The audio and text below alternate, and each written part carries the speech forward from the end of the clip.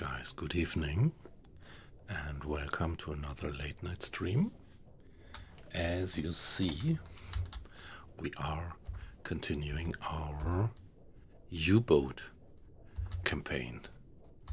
The walkthrough through the whole war campaign in the submarine simulator U-boat. And you see I have paused the game just by entering. That is because we dropped out of this game together in our last stream, which was something like 3 or 4 days ago. And yeah, we are under tight pursuit of a large bunch of enemy destroyers and corvettes. So the situation is pretty tense.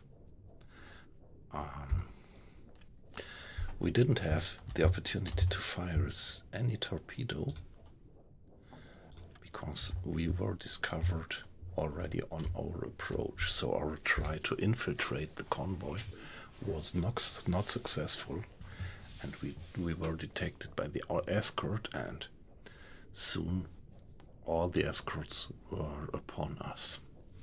So let's briefly stay on safe, and let me give you once the big picture. So U-boat is a submarine simulation situated in the Second World War, and you jump into the role of a German submarine captain, or well, Kapitänleutnant as it was.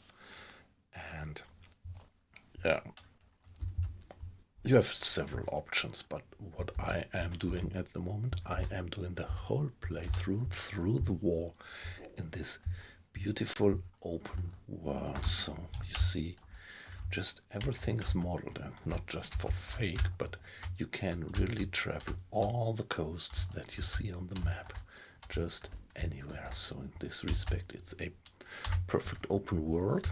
Yeah, of course you are a bit limited because you get jobs to be done, missions to be done by your headquarter, but yeah, everything's very free. Even these kind of detailed fjords here you can sail into with your submarine and follow the coasts, and even the depths of the sea all along the coast and in the middle of the oceans are simulated and saved properly. So you see the mouse over, right? Here you see the depth of the sea at the position of your mouse pointer, and you see that it is this rough definition of the position that like you would find it on a naval map. These kind of 20 to 50 meters there, 50 to 100 meters there, and out into the Atlantic it becomes unfathomably deep. So this is the open world with different harbors. We started in the port of Wilhelmshaven with the tiny Type 2 submarine, which was more like a training submarine at the beginning of the war, and just having a few torpedoes, very low top speed, very limited range. And with that we had to earn our merits and finally were promoted, so that by now we transferred to the port of La Rochelle, which is now our base of operation. Of course, much more comfortable to reach the Atlantic theaters. And yeah, you can also start the war already with the Mark 7, but I didn't because I pretty much loved this concept to earn your merits, and by now we were promoted several times, and now we are the proud captain of a Type 7C. Quite a decent ship, decent speed, decent range, and meanwhile we even managed to obtain the possibility of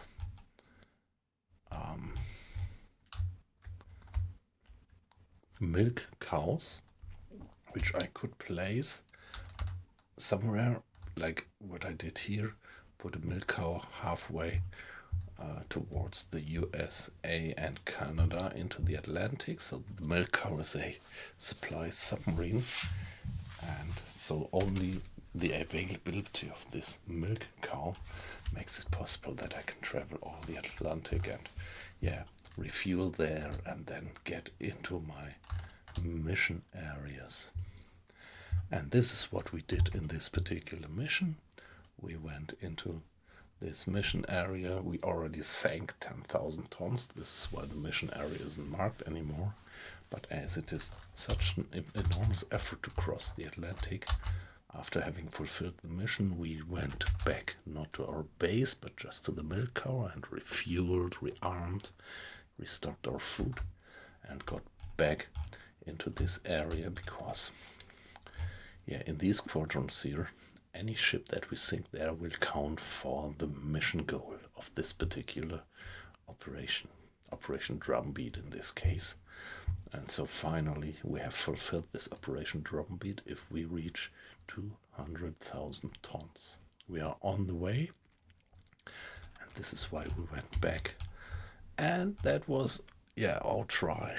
Just in the last stream, we figured out by hydrophone checks the course of an enemy convoy. So here you see my regular hydrophone checks extrapolating their course, and I nicely dropped myself in front of them, dived and wanted to infiltrate into the convoy while they were going across me, and yeah, too bad, we were detected and had to dive and had to evade, and that's where we are at the moment. So I went to alarm. We are on blue lights. Here silent run enabled. The dive planes are to manual, which, yeah, means that the electric support engines for the dive planes are turned off. Being more silent, the gyro compass is turned off. The crew is on alarm. See all the hands here ready. And that's actually the situation at the moment. We can check. We have just a bit of water in the bilge, but the problem is whenever you are so far down below, you are really accumulating. Even if you don't have a serious leak, you have just kind of water creeping in through gaskets. Air quality is at 80% still, battery capacity 87%, and the discipline at 93%, so everything's still okay. But the crew starts, yeah, to feel the strain and stress, and we are at a strain and stress level of 12%. When we are at 100%, one crewmate is, yeah, or it's high probability that one of the crewmates actually panics. So that's the situation so far. We are going with slow speed, and obviously I just ordered the boat to go down to something like 40 meters, and yeah, let's carry on. And by the way, before switching back to normal speed, let me greet you. Yip yip. Nice to have you in. My day was pretty good. Let me think, what did I have? Yeah, some ordinary stuff at job, and yeah, some meeting in the afternoon. Yeah, just ordinary stuff, which is good. I mean, I like my job, and so if everything is just ordinary, everything is fine. So I hope you also had a good day. So let's start.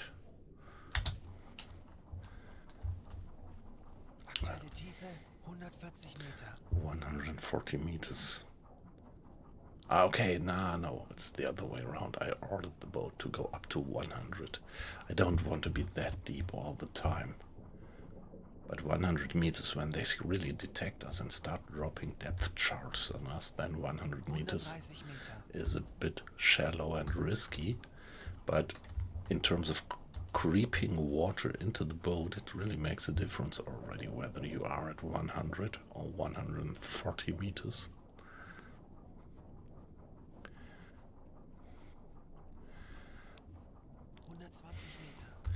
Yeah, nice to hear So did I understand it right that you already do have your Christmas holidays?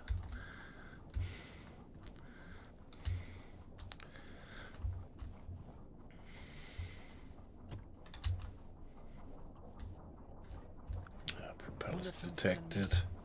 What we can do is, yeah, here we see Mr. Preen with one crew hand at the hydrophone. So at the map, if we click on Mr. Preen, we get all the contacts, and yeah, it's a lot of ships just around, and we really can't quite figure out whether they are military or merchantmen. The merchant convoy must be passing above us right now.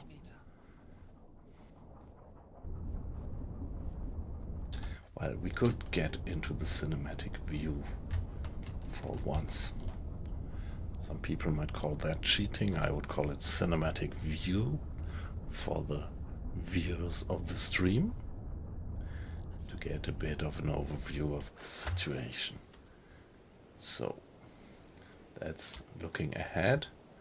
There is a military ship. These are transports passing by. Military. And yeah, at the horizon more transports. That's a large convoy. Well. And there you see a destroyer passing. And some merchantmen going, probably moving away from us. Yeah, I understood it. It's alright, it's perfect. And this is another corvette or destroyer. So, another corvette. So, let's see, 1, 2, 3, 4, at least 4 men of war circling up there, but in the moment it looks a bit like they are not exactly on our tail. So let's stay quiet down here. Just go in very slow speed forward and see if we can stay put and stay hidden. Of course, it's a bit of a pity because, yeah, actually we missed the opportunity to torpedo that one. But yeah, in this case, I really try to be realistic about the gameplay. So, I mean, when I was detected while approaching the convoy, I could have reloaded and tried it again. But yeah, this is what I usually don't do. Just when I really die, I reload. I'm not one of the hardcore tough guys who play like Iron Man and start a new campaign when they die. I pretty much like that approach, but yeah, for me it feels a little bit too hardcore. Well, I'm playing almost at maximum difficulty level. For me, that should be hardcore enough. And yeah, now the job is to get away without getting any more beatings with depth charge, and then when we get away, look at the time. Well, it's still relatively early, quite a few hours still until sunset, but yeah, probably when the convoy has passed by, we would get back up to the surface. We know its direction, it's moving this direction, and then when it has passed by, we would submerge and then go flank speed and do a circle around the convoy and try the same maneuver again. Try one more infiltration. Yeah, we don't have unlimited time because the convoy is moving on, and when he loses this BB quadrant here and reaches the BC quadrant, it is actually out of the mission range. here BB, but BC is not anymore part of Operation Drumbeat, so we should actually intercept it once more before it is leaving that quadrant. Let me see how far it is, roughly 100 miles. And yeah, I think they are going with something like 8 miles, even less. And so in 10 hours they would go 80 miles. In 10 hours, yeah, okay, would be close to get them. Maybe I don't have time to wait until the next morning, because next morning they might be, waiting for sunrise, they might be out of the quadrant.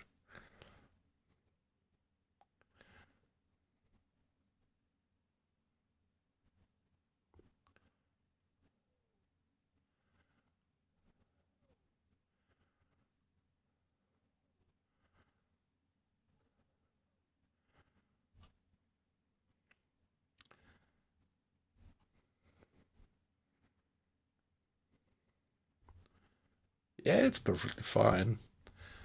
Yeah, that's why I do these streamings. And yeah, let's wait. Usually the U-boat streams are quite a bit more chatty than the other streams that I do. So I would say my core community originates from U-boat. And so, well, it's in the middle of the week, so I'm not sure, but it might be that we get a bit more chat later. Yeah, having quite a few people in already. Guys, good evening. Nice to have you in. Don't hesitate to put a hi into the chat.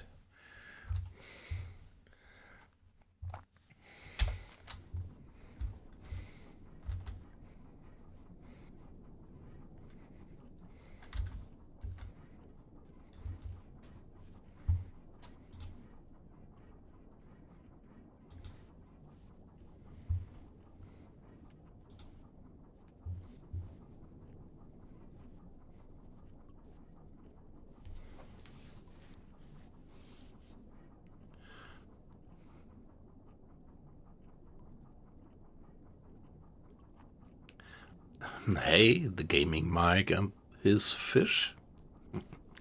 Nice to have you in. Well, your question, when am I going to be hunting? At the moment, I am not hunting. At the moment, I am hunted. Luckily, we don't get any pings, so we are just about to hopefully get rid of our pursuers. Yeah, we actually tried to infiltrate that convoy, but yeah, as you see, we are already relatively late in the war. 2.5 years, it's August 42, and the allies become better and better. And so when I try to submergedly infiltrate the convoy, yeah, they kind of spotted me, and I had to dive. So now I am at, as you see, 100 meters. Not a good position to actually launch an attack. Yeah, but the plan is to get away sneakily and then get back to the surface, circumnavigate that convoy again. And yeah, I know the course from my hydrophone observations that I did.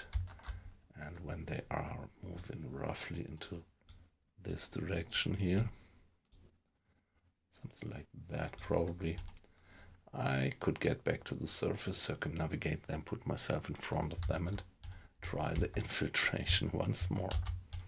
So this game is always also a bit of a patience thingy. It's definitely no arcade game, no quick action, as I used to say. But yeah, you have to bring some patience, or put it the other way around, enjoy the wonderful immersion that you get in the game. Although the graphics is not photorealistic, I still really love the atmosphere, and I still pretend that this is the best submarine simulation that we ever got. So this is probably Mr. Oh no, just crewmate.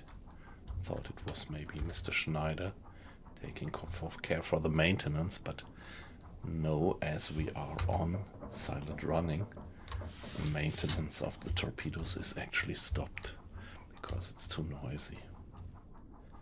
There is propellers. Now they seem to be pretty much right above us. No, not yet. Not yet.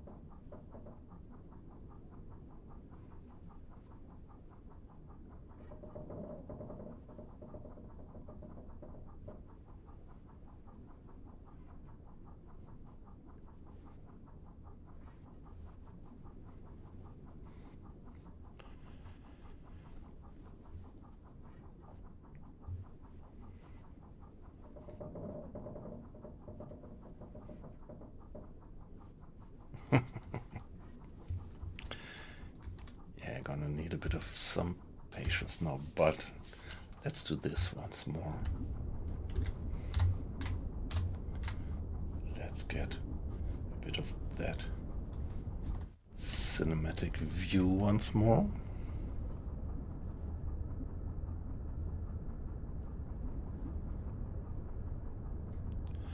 Yeah, well, what do you mean? How many ships in this mission? I think, oh well, let's check if we can see that.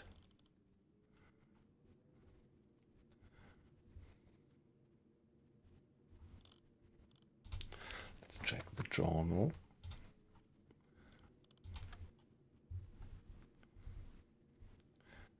Craft spotted.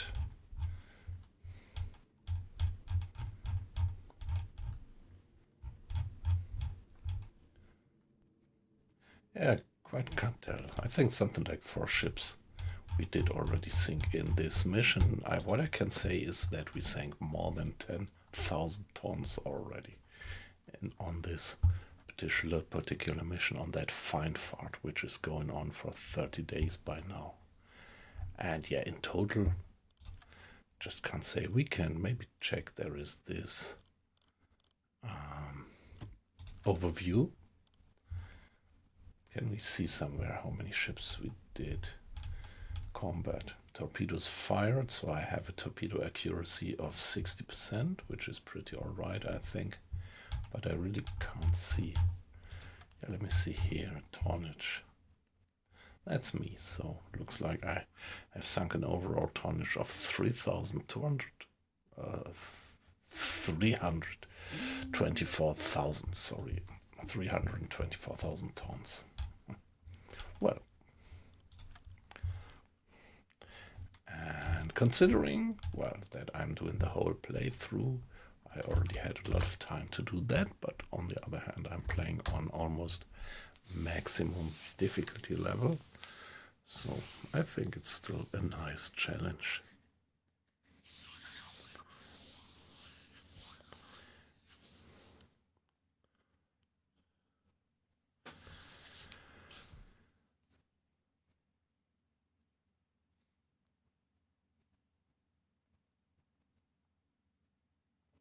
Hey, Aquising, good evening. Nice to have you in. How are you doing? How was your day?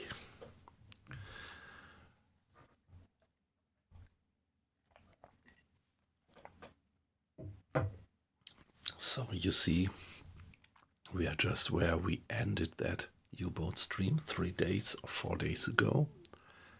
And yeah, we are just about trying to get out of this. Our sneak attack actually was not working. They spotted us. We had to dive away. And yeah, now let's see that we get away and give it another try.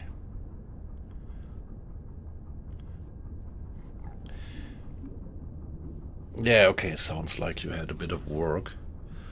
Or it was a bit tough, maybe.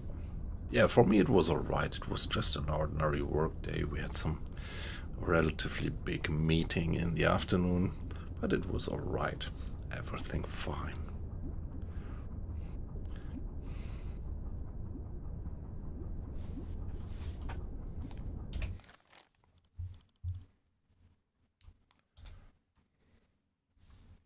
Sorry, I just have to check something in the stream. Yeah, okay, back again.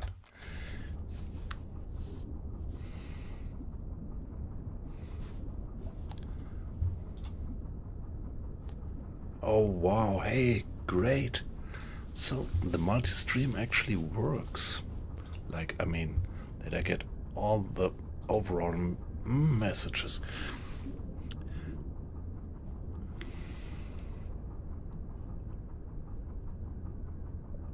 Hey, Philo Sophisticate. Sorry, maybe I'm not pronouncing that correctly.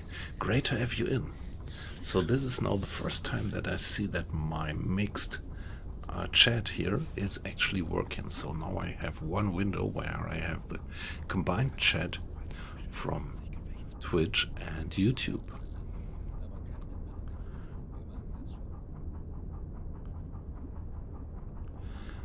Hey, great that you join. So usually the guys from YouTube are not that chatty, so I'm even more happy if you join our chat from there.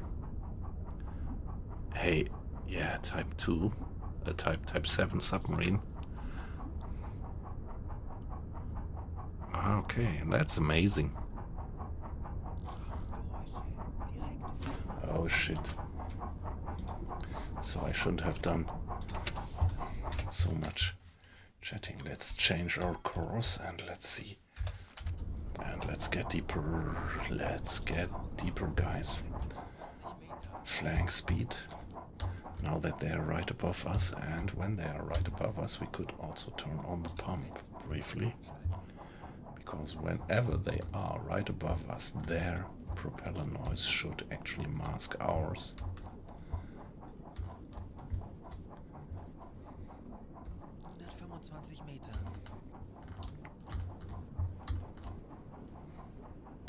Sooner or later we have to improve the air quality again. We are down to 77%. This has probably become the critical point. So pump is turned on. Yeah, it does take a while because down here the pump has to work against all the outside pressure, and that's, yeah, quite a challenge for the pump, and beautiful that they actually heat that in the game. But now it looks like we got away. We changed course, so let's reduce our sound profile again.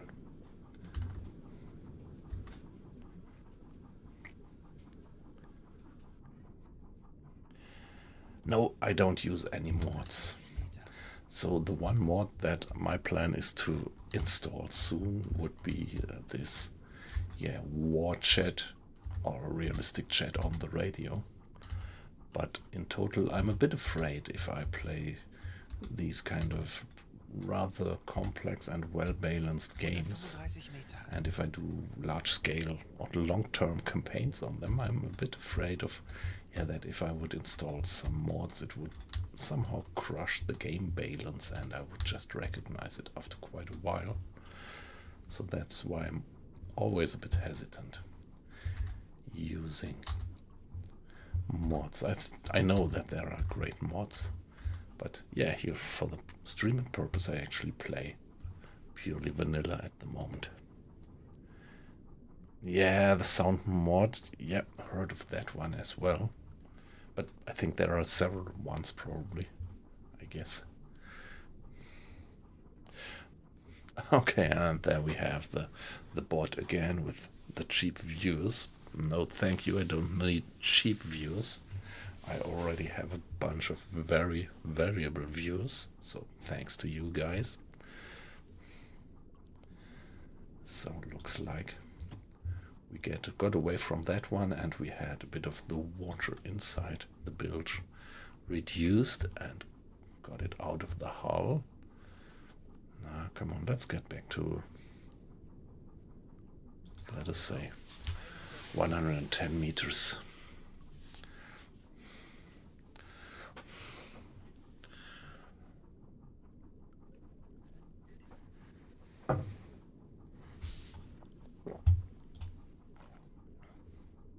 Aktuelle Tiefe 130 Meter.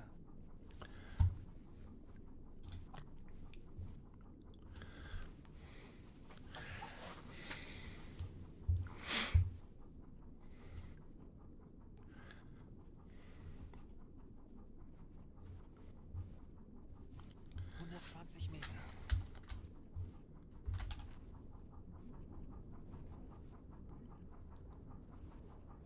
Okay. Propeller noise is increasing.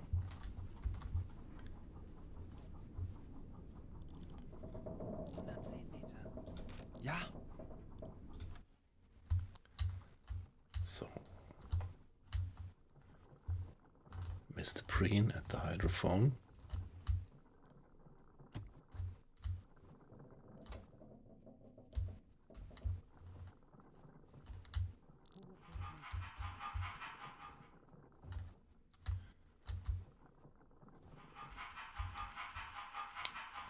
That is noisy.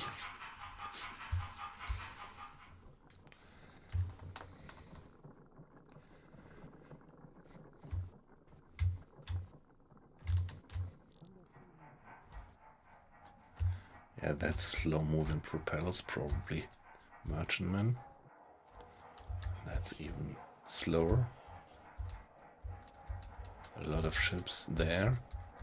That's the bulk of the convoy.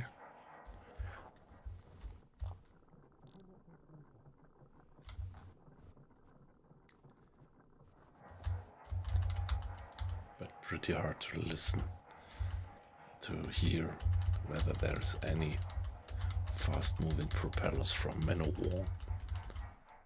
Maybe this is a man of war if you compare it to the slow-moving noises here. That might be a man of war.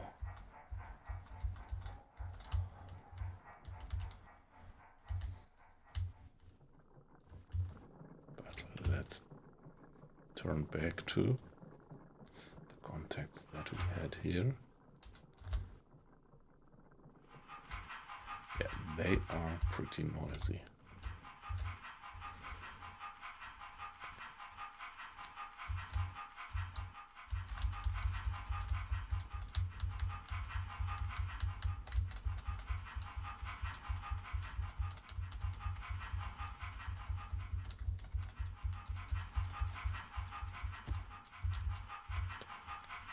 Are they coming in? Might be that they are getting louder.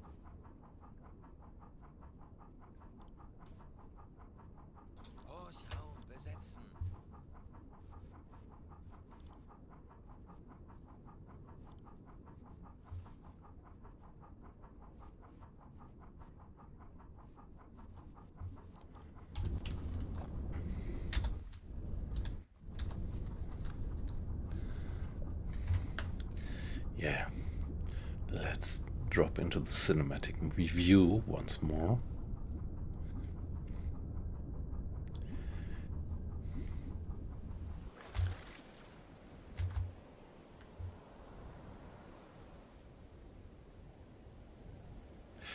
No, sorry, to be honest, I didn't have that opportunity, and I have to admit I actually forgot it, or I would have checked that before getting into the stream, but I don't have it yet running.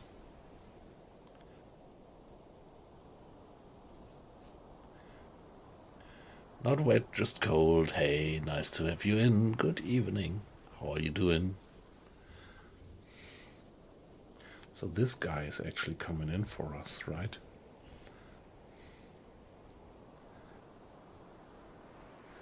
Okay, but the rest of the convoy is really moving further on. So at the moment it looks like this is the only guy who is still going after us, but pretty much looks like maybe he detected us. He is going straight in for us.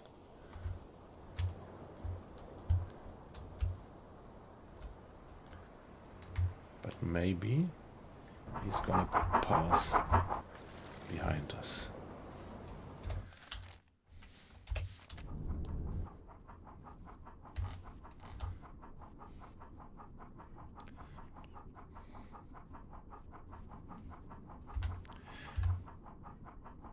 Yeah, not wet, just cold. Nice to have you in. Good evening. How was your day? So, you were in the last stream as well, weren't you? Great to have you back in again. So, you might remember the situation. We are, well, just continuing that 3 days old stream, and we were forced to dive away because the escort actually detected us while we were trying to infiltrate the convoy.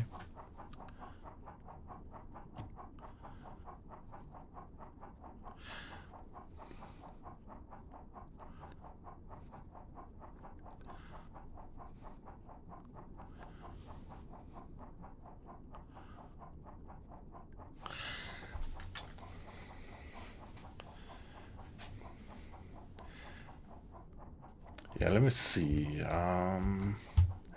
Can we check it in the overview? If we look at the ship, can we see here a list of which kind of technologies we actually have? Well, actually, we have a advanced conning tower, and we also have some kind of next level hydrophone, which increases our detection range up to 90 miles radius. We have the radar detector, we have the snorkel, we have battery upgrades, improved toilets.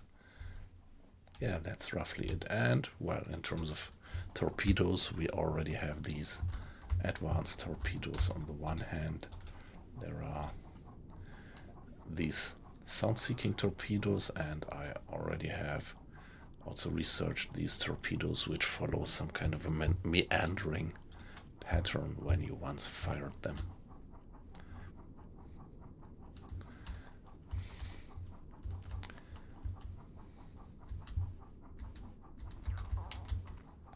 Yeah, and here the conning tower with the two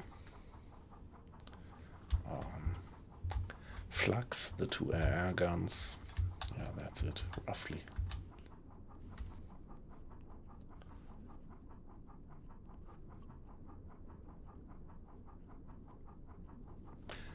Yeah, around here it's not that cold at the moment. We had a pretty cold phase, something like a week ago. But if I say pretty cold, around here, around my place, pretty cold is 0 degrees Celsius. So just freezing, because you really never gets much colder here. And now we are back to something like 10 degrees.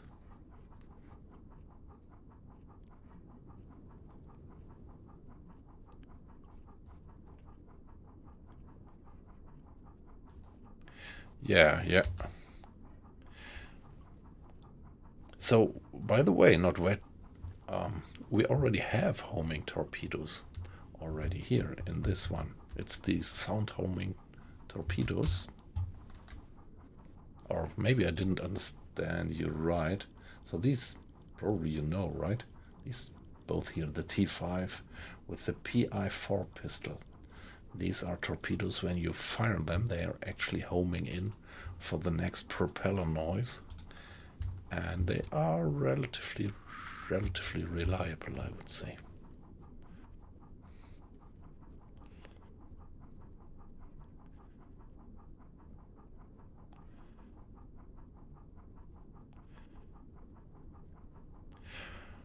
Yeah, so I guess it's not too cold for you in Norway, right? -5 degrees.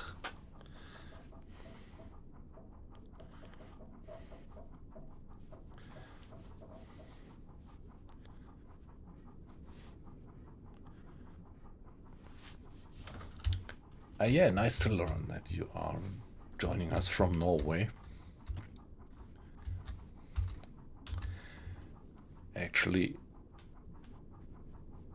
in our last summer holidays, we actually spent a few days in Norway. So we mainly went to Sweden, but then from Sweden, yeah, we were there by car, and then from sorry, no, it was not this year, but last year. Yeah, this year we went to Ireland. Last year we went to Sweden, and then we were relatively close to the border, to the Norwegian border. And as a school friend of mine is living in Oslo since many years, we took the opportunity and visited him there for a few days.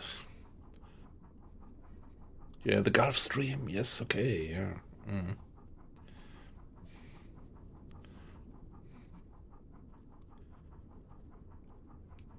Yeah, you have a toasty 8 degrees Celsius in the UK. Yeah, yeah, same for the UK. The what you said about the Gulf Stream, right? I think most parts of the UK have pretty mild winters, I guess.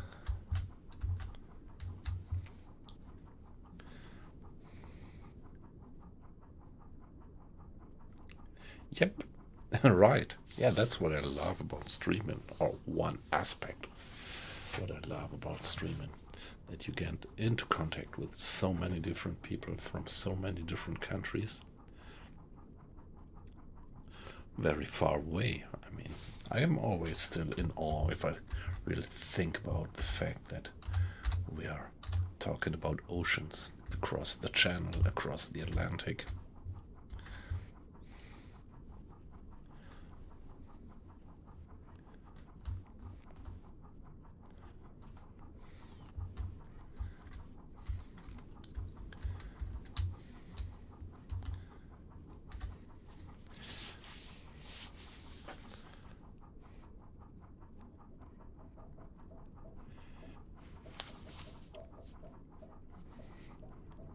Yeah, we have also one guy I am actually missing since a while. He was a very regular guest.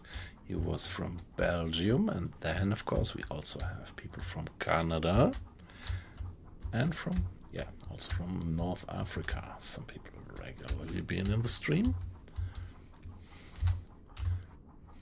Just to name a few more.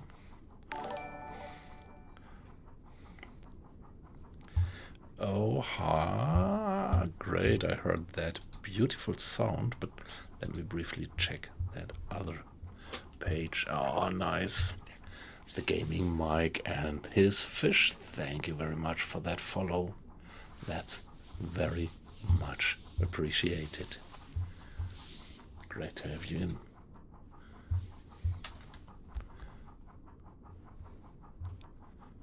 So the skippers just said we were being spotted. Let's see what that means. Yeah, aqua icing is from Canada, and in Canada you really get cold, don't you? But you said it's relatively, yeah, you said it's just 0 degrees. Yeah, that's pretty mild for, might also depend on where you are, but that's at least my guess. That you usually have much colder winters.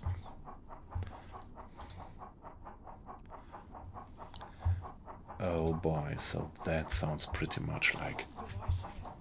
Alright, so somebody is closing in.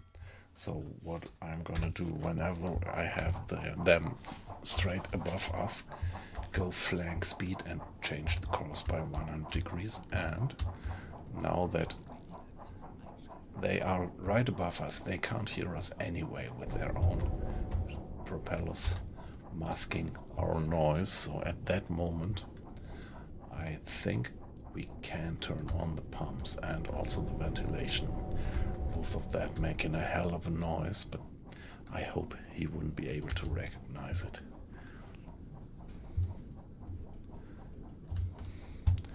So for a short period of time we are pumping water out again.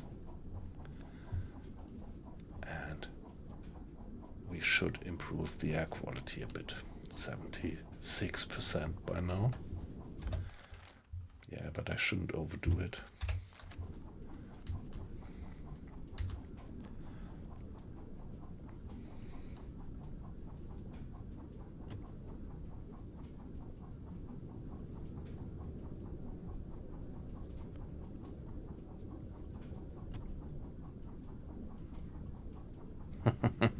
Yeah, we can't complain about cold, yeah. While Canadian guys are in the stream, yeah.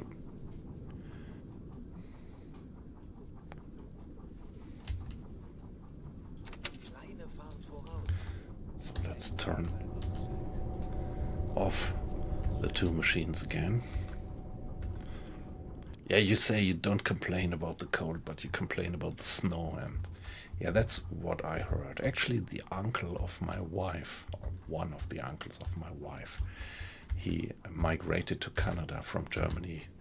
Must be something like 30 or 40 years ago. And yeah, so he's living in Quebec since then. And yeah, we sometimes have a phone call with him. And yeah, in the winter he reports of enormous amounts of snow. Yeah, that he even tells us that in winter he usually sets up kind of a tent tunnel from his house entrance through the front garden to the street to actually reach his car without shoveling away the snow all the time. Yeah, I'm not quite sure. I think it acquiescing that you mentioned that you're from the western part of Canada, right? Somewhere from the hinterland of Vancouver or something like that.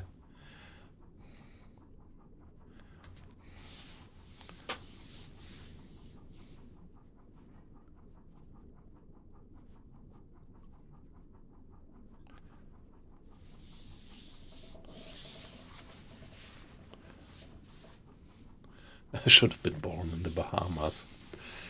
Yeah, well, to be honest, I don't like these completely hot regions. I'm pretty fine to live in moderate regions. And yeah, if you go to southern Europe, well,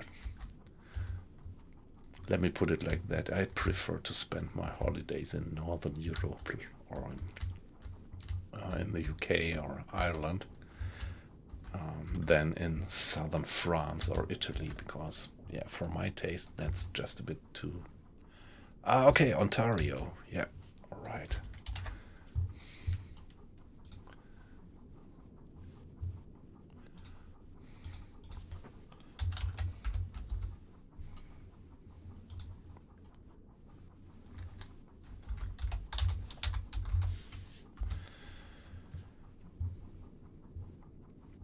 Yeah, okay.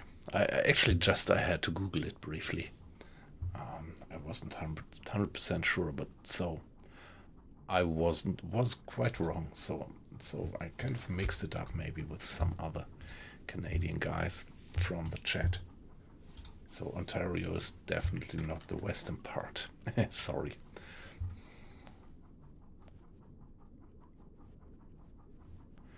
I've been to Ireland actually, just this summer holiday, which is not UK, of course. And yeah, we few years ago we spent a holiday on the Orkney Islands, and actually many years ago I spent a year in Edinburgh. That's what I know about the UK. And to be honest, I've never been in England except for the car's drive, getting through the tunnel and through England to get north to Scotland.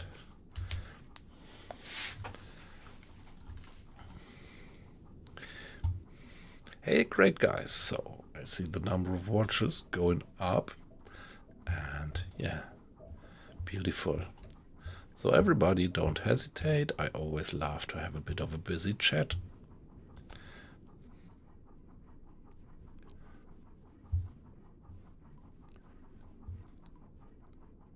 Yeah, that's right. I mean, so that's why I think even from southern Europe you get a lot of people, right? So, like people from Rome, for example, I heard that when I went there that it is quite a tradition that they actually flee the city in the summer months, and lots of them go into the north.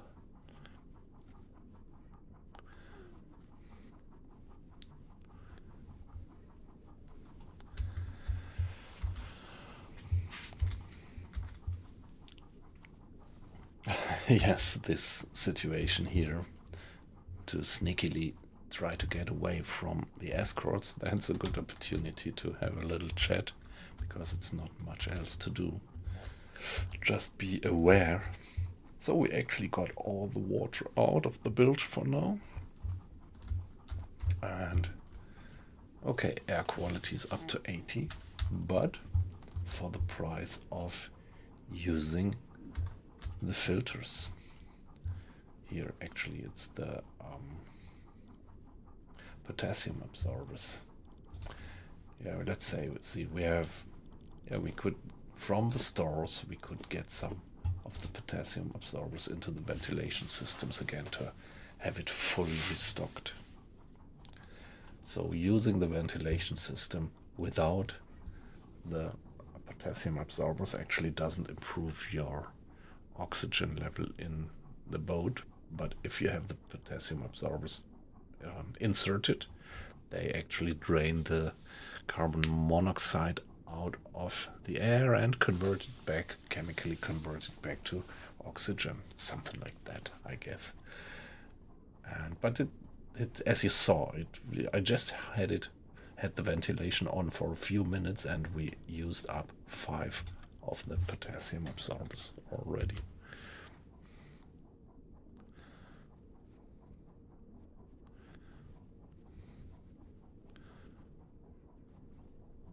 Hey, yippee up. That sounds good. Congratulations.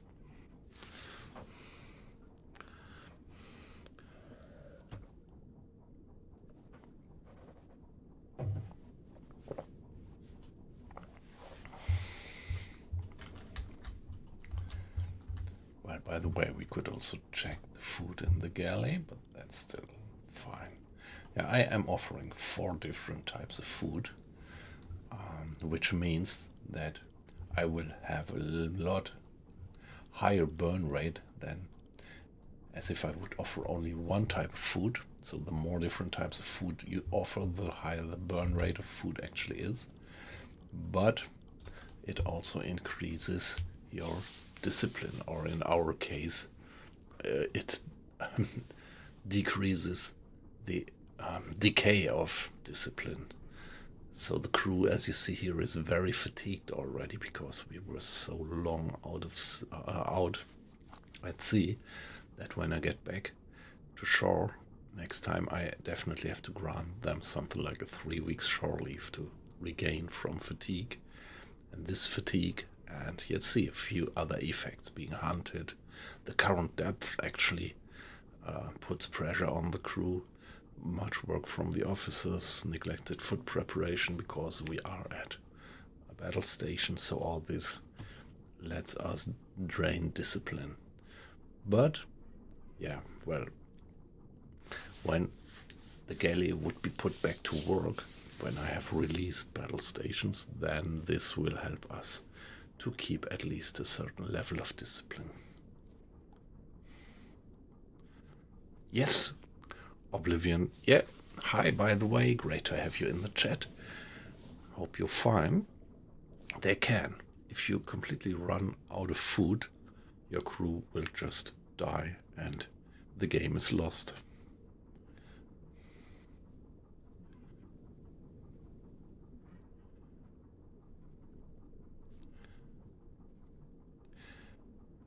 Yeah, not wet, just cold. I am on almost full realism level. So maybe I could show you. Let me see.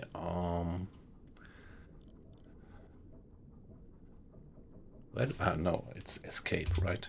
Here I have the settings, and yeah, so gameplay, AI difficulty hard, manual mission completion, go manually to port, and then these things: realistic build, expanded sailor management, realistic earth curvature, collision damage, hardcore aiming mode, hide detection hints, economic difficulty to hard, moral management hard, that's what I was just talking about, foot management on, torpedo flaws realistic, so I will have dots if I don't maintain my torpedoes properly. Damage difficulty, this is the only one where I didn't put it to hard but to medium, because we have, with the experience that I have in the game, if you put that to maximum, that's just awesome. Even like this, it's already now and then terrible how much damage you take when the enemy is dropping that charge that you are shooting when you are surfaced. Torpedo solution preview is disabled. Mission markers only to well-known targets. Mission selection 3. Detection feedback none. What was that? Yeah, however, disable health bars. For some reason I didn't tick that one, but I don't think that it makes much of a distance. Contact mode. Disable contact visualizations. This is this fact that I don't have the enemies marked on the map, but I have to track them down with my own drawings. Mission types mostly routine. Headquarters semi-automatic. Size of convoys large. Sinking physics realistic. Sinking credit requirement strict. So this is, I actually 2 streams ago I entered one of these fjords on the Canadian coast and, well, infiltrated a port, and I actually did sink 3 ships, but I still think that I only got one of these ships being accounted for as a kill, and the 2 others not, because, yeah, this sinking credit seems to be a little bit buggy when the ships are in very shallow waters like in port.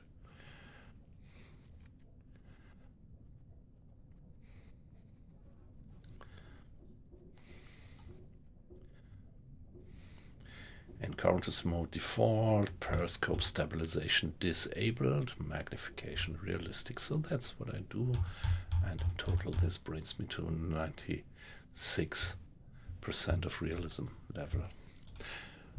By the way, when you talk about the targeting computer, I actually never use these details on the targeting computer.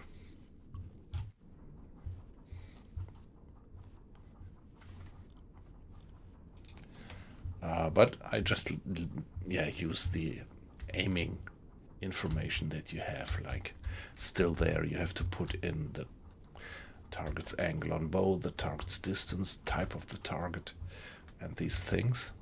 And then I let my Mr. Drummer, my bosun, operate on the TDC and let him do the entries. So this still gives you a little bit of, having it a bit easier, not to fiddle around with all these knobs. So you could give all these informations from the periscope towards your bosun and he's then entering them properly into the TDC. This is what you even can do at high difficulty level, which I regard to be pretty realistic.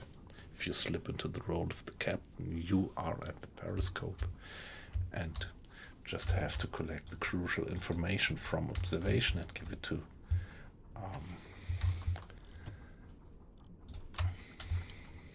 the guy who is actually standing next to you at the turreting computer. Somehow right now I do have the feeling that we might get rid of the guy. Yeah, okay, there is still somebody pretty close behind us. But just from the noise we can't tell whether it's approaching us or not.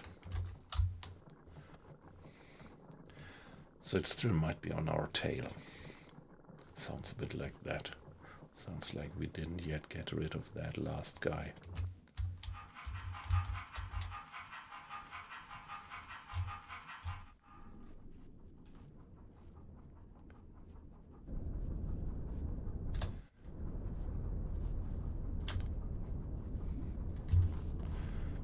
Another cinematic view, briefly.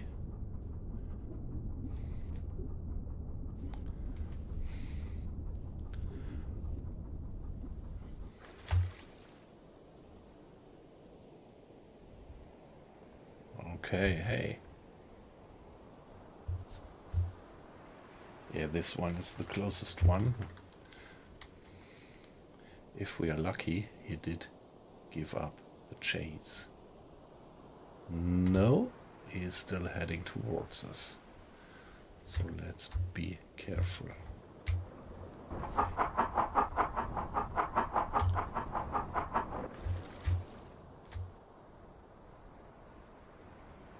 Yeah, I think the ships are pretty nicely modeled, quite like that. Yeah, I'm doing the cheat again.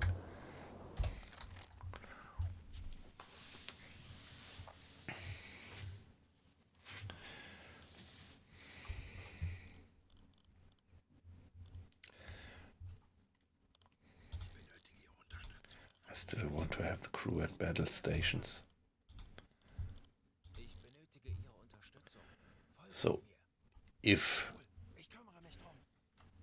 we are gonna take depth charge explosions, when you have all these guys on battle station, all the officers on battle station, and each of them being supported with two crewmates on their tasks, that even kind of reduces the probability of getting damaged by the depth charges.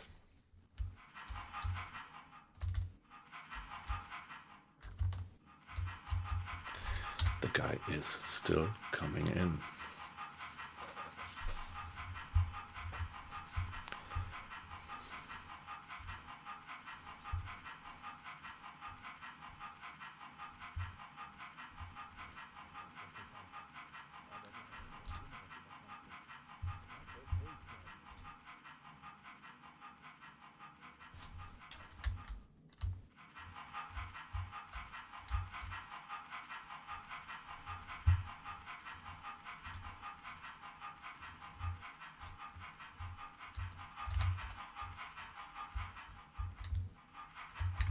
Sounds a bit like they're passing behind us.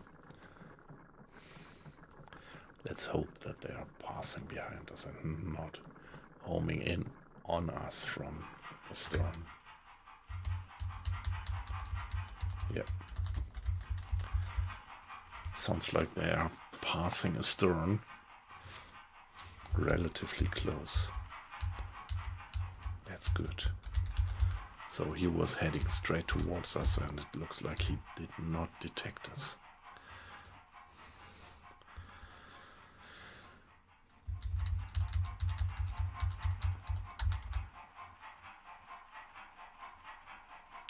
He's going slow now for doing better listening.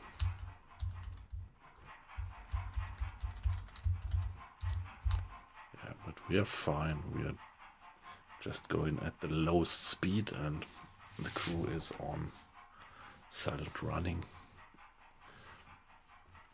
So that should be fine.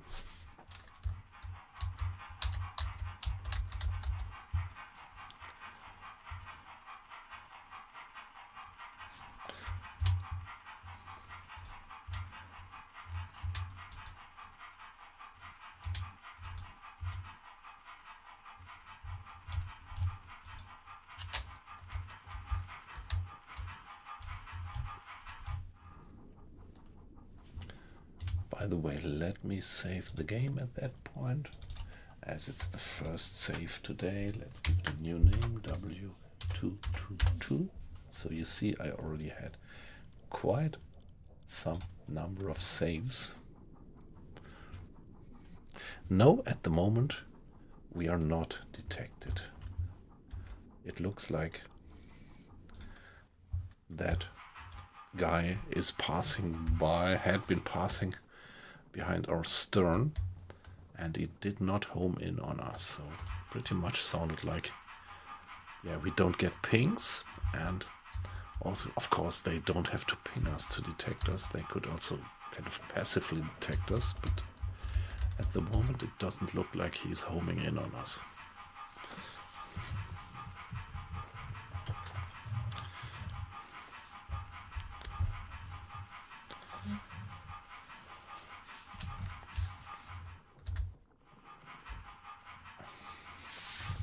Yeah, he is still on our tail somehow, but good chance to get away. And it's the only guy. The other escorts have already returned back to the convoy, which is on their way. So the convoy is progressing into this direction, and this is always the good chance then. If you are detected and you dive and you can just wait it out down there in the hiding, it could well be that they, yeah, sooner or later, the convoy will just go on. Whatever you do, the merchant ships will just go on their course, or they at least, yeah, maximum they could start to do a little zigzag course, but they would in total just stay on their course. So when the convoy is slowly moving on, sooner or later the escort, which is trying to get you, to track you down, has to get back to their convoy. They can't leave them alone. But that late in the war, well, we are already 2.5 years into the war, and you really see that the number of escort ships constantly increases over the war. And right now, if you have something like 6, 7, 8, 10 escorts around such a convoy, they could well afford to leave. Like now, one is still there searching for us, and the other escorts have returned to the convoy, as it looks like. Hey, Boff Trouty, great to have you in again. Good evening. Hope you had a good day. Great to have you back in the stream again.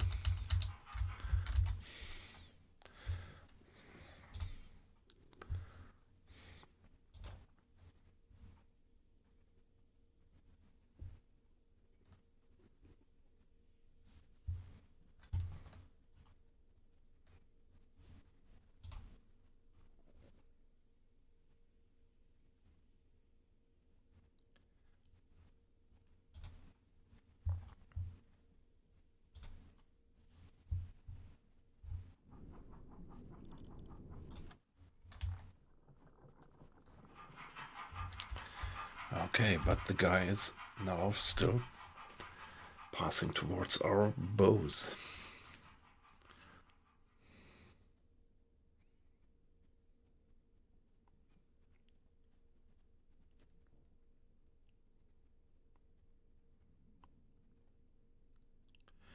Yeah, Boff Trouty, sorry for you.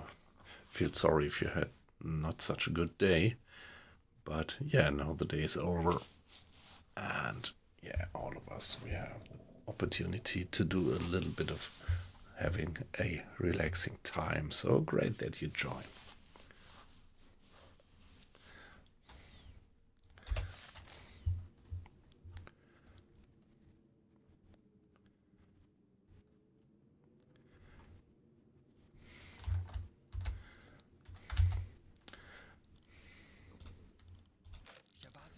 So, okay. The hydrophone. Now, yeah, this is consistent with what we just checked ourselves manually on the hydrophone. So that's the convoy moving away. And this guy, well, he's just ahead of us right now.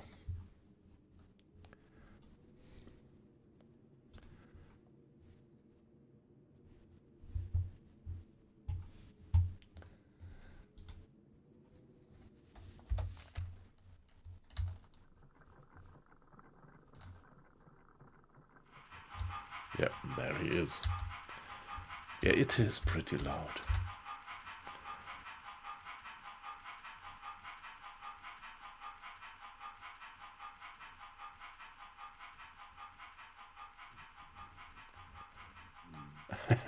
Yeah.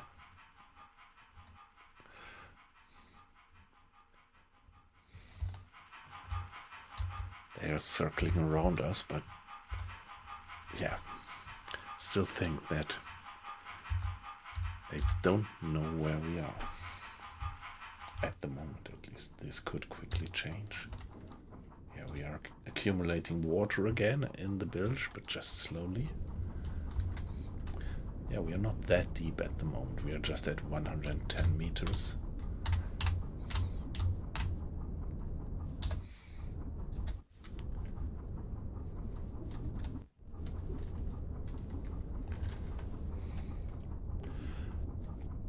Cinematic view, briefly.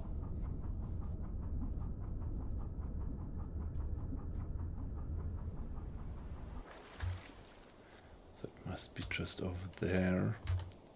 And there they are, circling and circling. Let's hope that they don't get us. And the other guys are actually far away already by now. That's the whole convoy with the escort. Yeah, we missed that one. We put ourselves, yeah, that was in the last stream. We put ourselves in front of the course of that convoy, and yeah, on periscope depth wanted to infiltrate into the convoy, and that didn't work. The escort actually spotted us.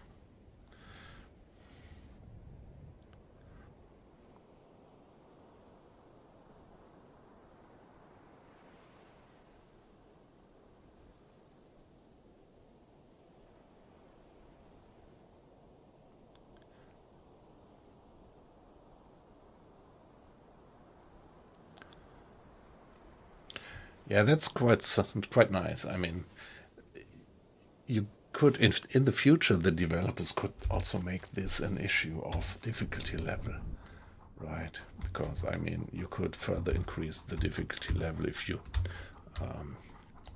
prohibit yourself to use that N button and do the cinematic view. But I'm not sure. Particularly for streaming, I find it pretty nice to know and then give a big picture. Although, if you are a purely hardcore immersive guy, you might still rightfully say that this kind of breaks immersion. But yeah, pros and cons.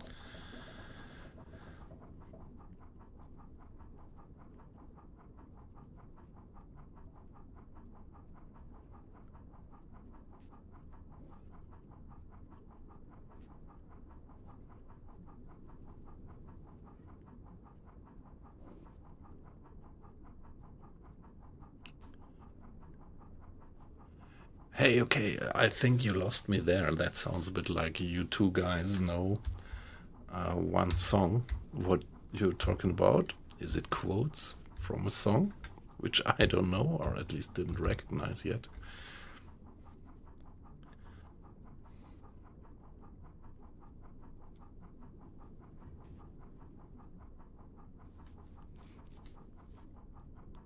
Hey, that's perfectly fine.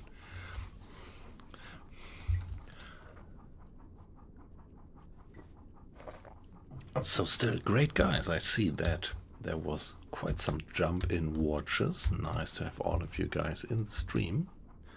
And yeah, you might see that there is not too much action at the moment. This is because we are on silent running.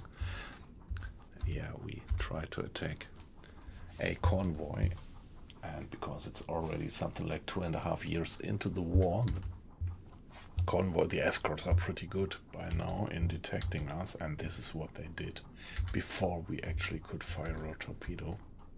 So now we are hiding away. They gave us quite a beating with depth charts, but we got away. And now all the escort except one has returned to the convoy, and they are on their way, but this single guy is still cycling above us. And we really need to stay put.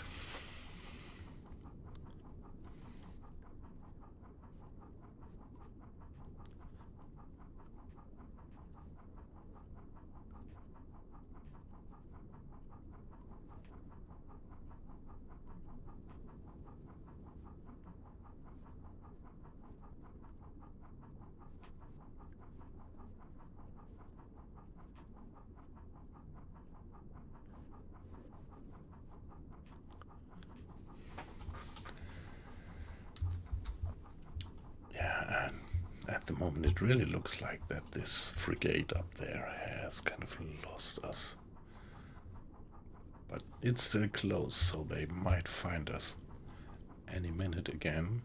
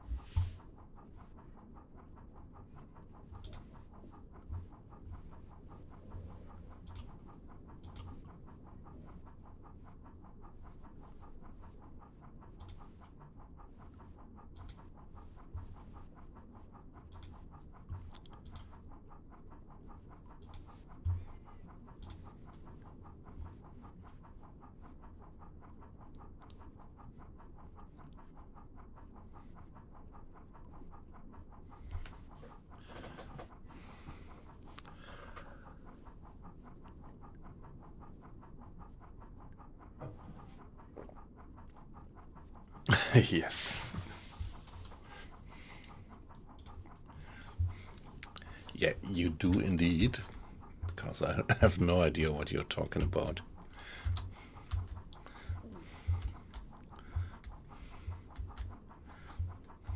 But that's perfectly fine.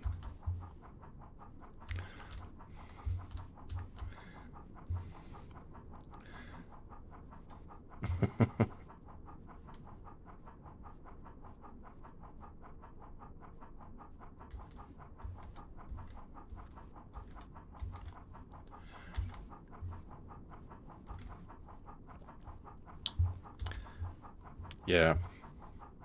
I actually love to play it. I mean, for obvious reasons, I do stream in English, because otherwise I wouldn't have this nice conversation with you guys, probably. But I still love to play U-Boat in German, like you have all these messages being spoken in the background in German, which is quite atmospheric.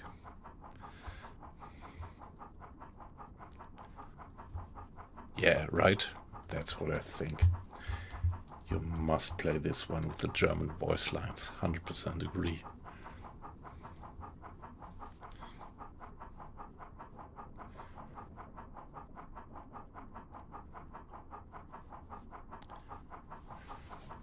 Yeah, right. That's part of the atmosphere, right?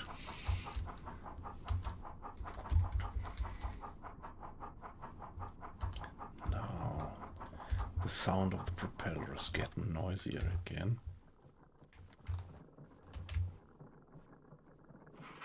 Ah, there he is.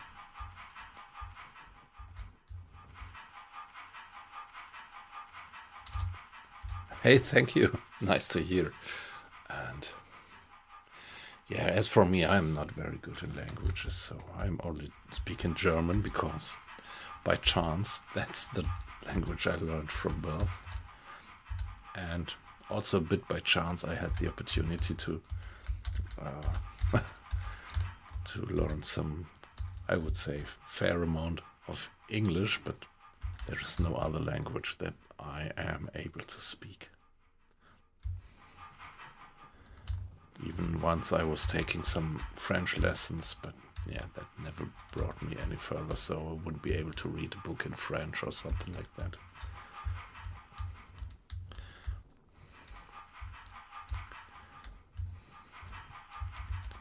Yeah, if you ask me now, and the next language that I would like to learn,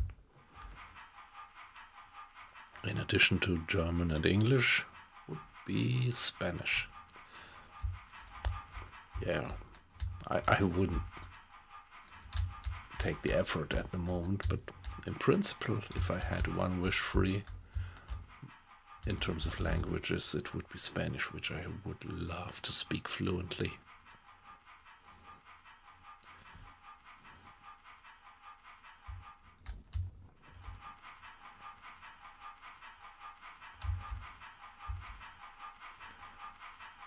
It's easy, it's just American letters. Yeah, that's good. So, surprise. Germans use American letters, yep.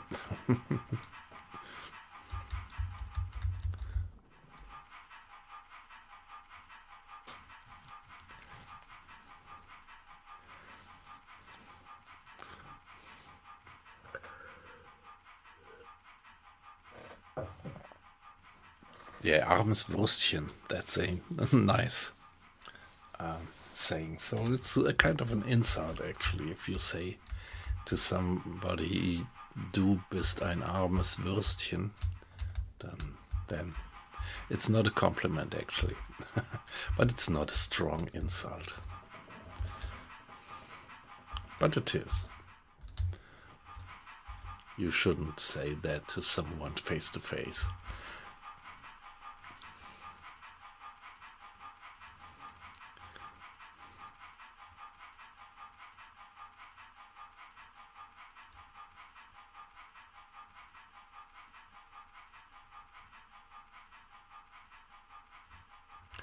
Yeah, 12 o'clock would be that one, right? That's what I understand by a 12 o'clock position.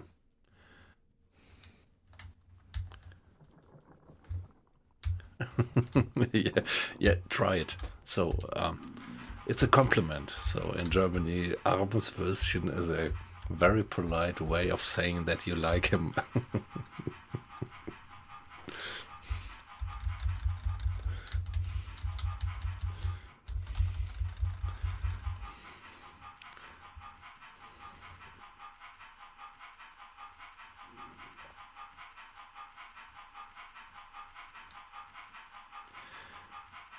Hey, Decoy. Great for thanks for participating in the chat. That's wonderful to have you in. Hope you're fine. And weight loss is also with us. Great. Good evening. It's a pleasure to have you in. Hope you had a good day.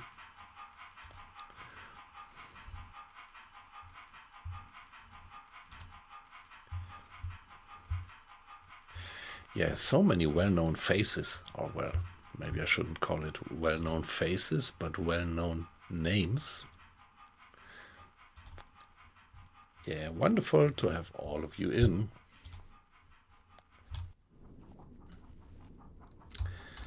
So the percentage of followers in the stream should be enormous at the moment.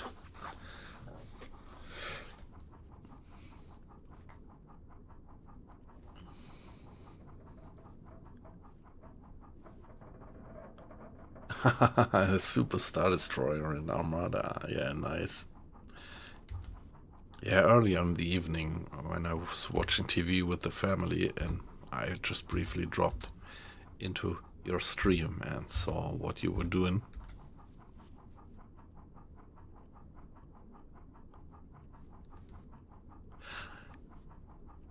Yeah, I do have decoys. But I don't know. Whenever I used them, I had the feeling that it didn't help much and that it even did harm, because everybody who wasn't aware of me finally was aware of me. Okay, so then it wasn't stream. Okay, all right. So actually then it was no stream that I was clicking into. Okay, funny. So I was just briefly in, and so I kind of, took it wrong. I thought it was actually live, but then it was just the link to an old one. Yeah, maybe I don't use the decoys correctly.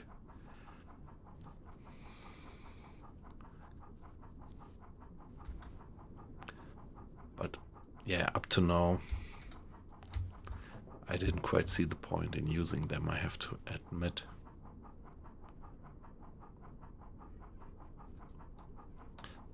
So what I would do is something like drop the decoy and then do a 90 degrees course change. Something like that, but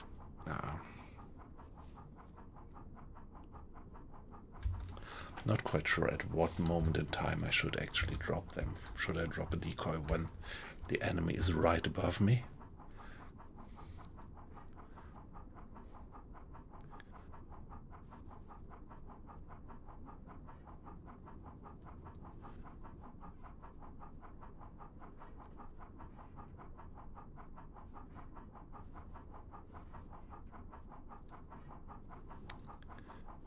So the decoy is active for quite a long time, right?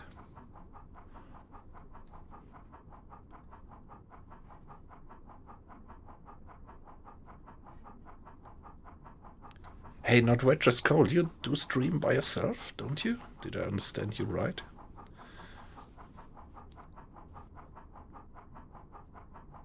Well, okay, half an hour. That's amazing. I wasn't aware that they were going on for that long. Yeah, the Täuschkörper ausstoßen. Yes.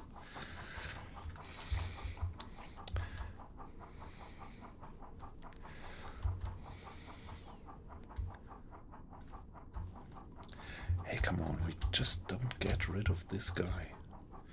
I'm already starting to think about getting to the surface and trying to sink that one with a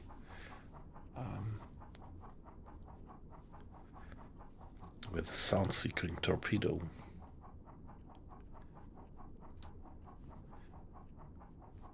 Yeah, okay, I'm gonna check that out. Definitely gonna check that out, your streaming. Which games, actually? Also U-Boat?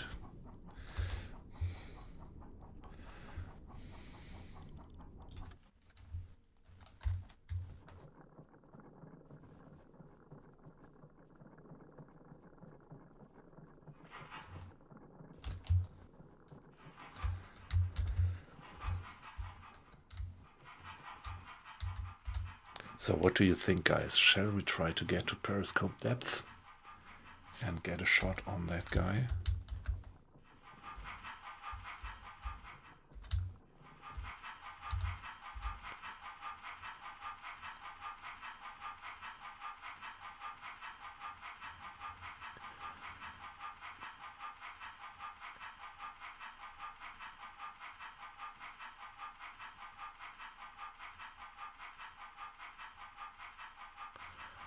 Okay, quite amazing.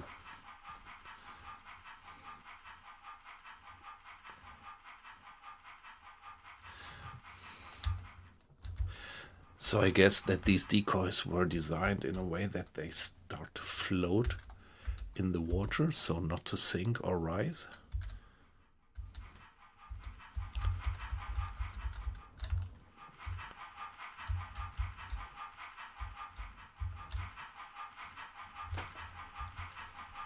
So it sounds like it's getting louder, isn't it?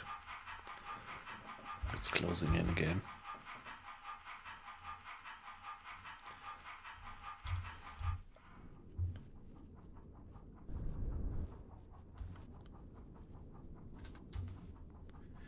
Yeah, at that moment I don't dare to get to periscope depth, but because I do have the impression that the guy is actually closing in astern.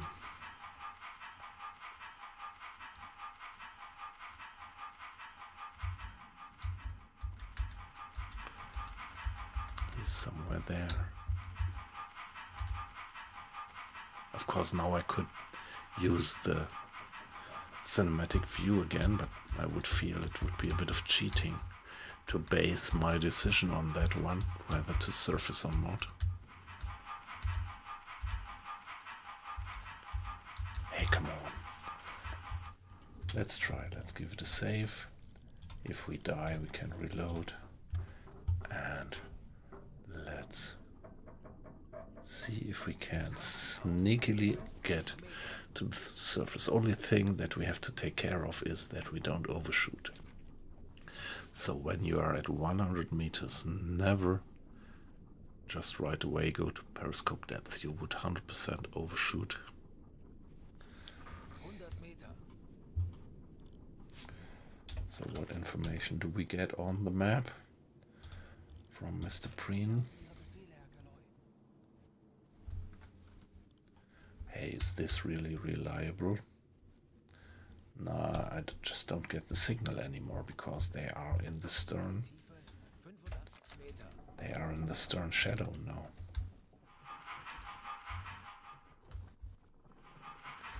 So this is why I don't get a clear reading anymore and no marking on the map.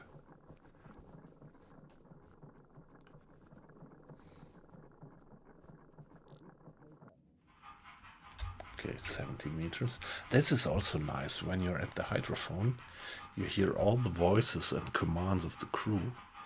Just, yeah, very muffled because you're wearing the headphones.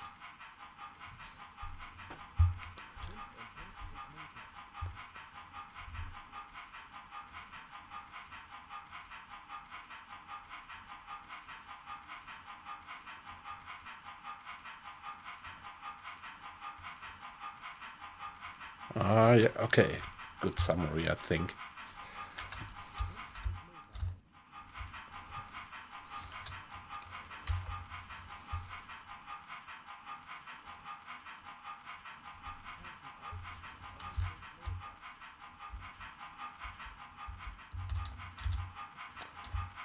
I'm a bit afraid that they might be coming in right from behind.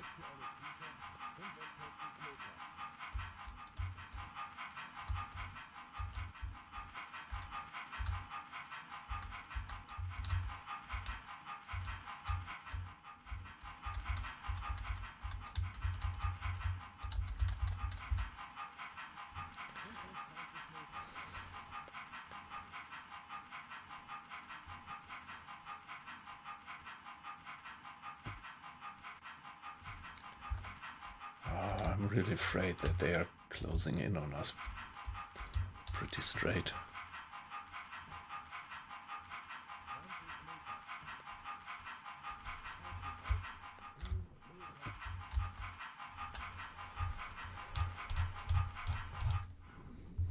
So, Captain, Verstanden, Herr Kommandant. please get me the attack periscope. Aktuelle Tiefe 10 Meter. 10 meters, that's a little bit too deep for the periscope, but I just want to make sure that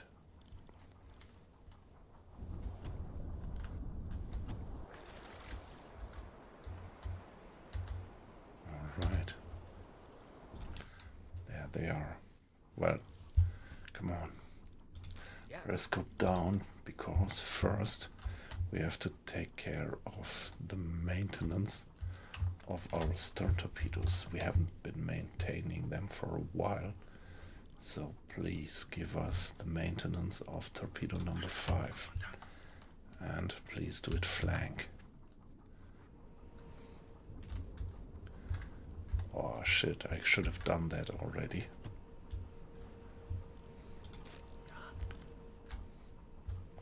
There he comes, and in the stern torpedo room we have this limited space that we can only have one additional sailor to help us with the maintenance, which makes it slower. So I have retracted the periscope. Ah shit, dropped this one. Ah, the crew was actually on the observation periscope, but now it's down.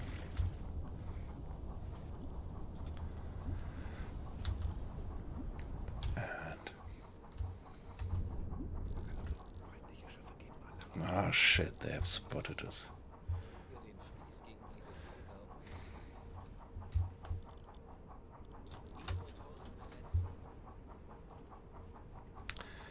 I think they have spotted us. So no.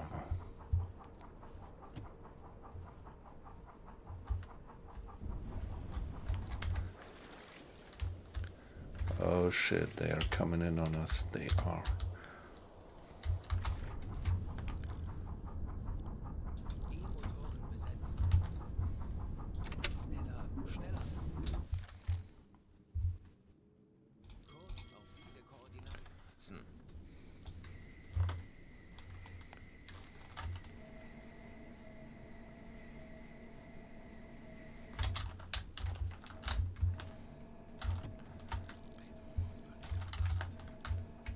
Nice, okay.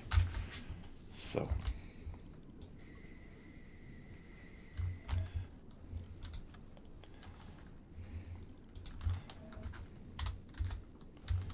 destroyer, velocity, whatever. 15. Angle on bow. Oh fuck.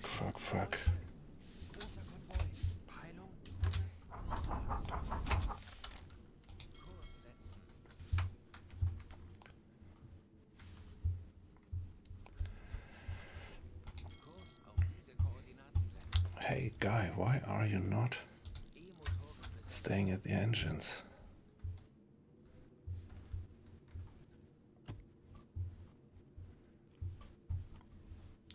Why is the guy not manning the engines?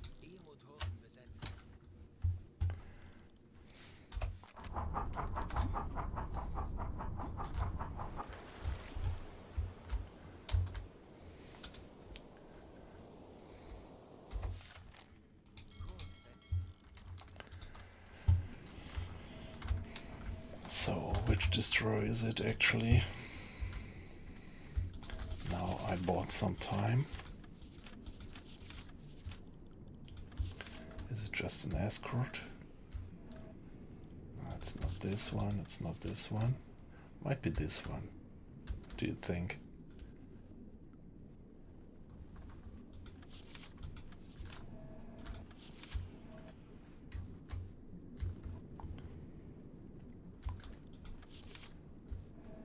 This one, pretty sure. So let's see what's its draught. So let's put the torpedoes to 3 meters. Recognize it. Let's assume that they are moving with something like 15 knots. Angle on bow at the moment.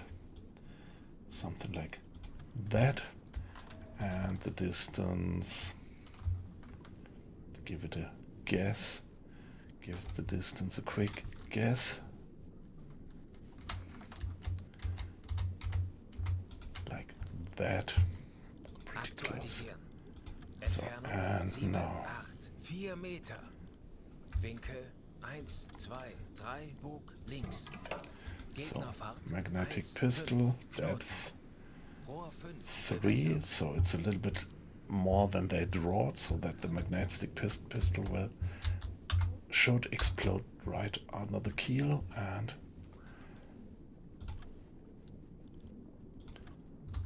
So guys, Aktualisieren. Gegnerlage 1, 2, 7 links.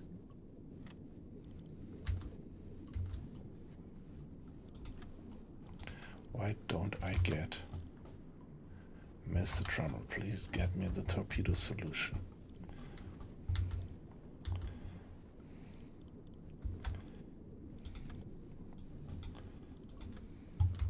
Maybe they're faster than 50 knots, I don't know. Lage 101 Bug links. Los. Okay, got it.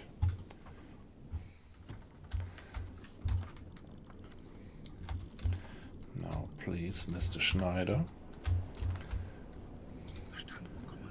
Reload. Stern torpedo tube, including the maintenance. And do it fast.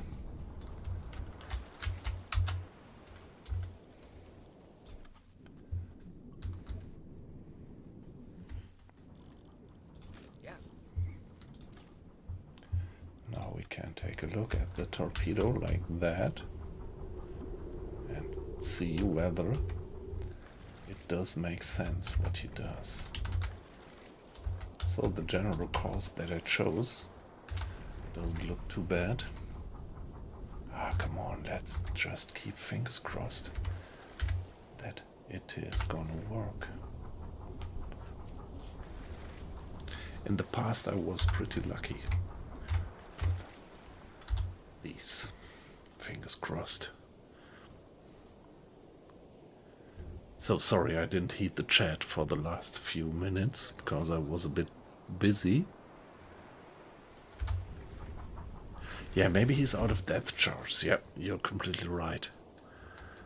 Otherwise he might have given us quite some beating when he closed by in that distance.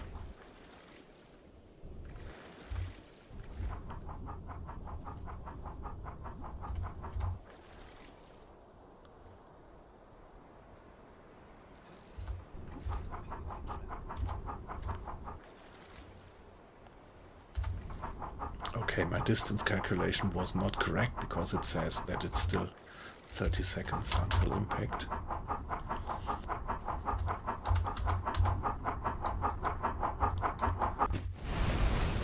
Wow. Okay, we got him seriously damaged. I think this should sink the guy.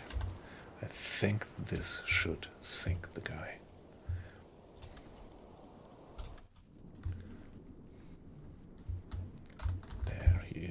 Magnification. Yeah, okay, they are evacuating. The pity actually is that see them sinking.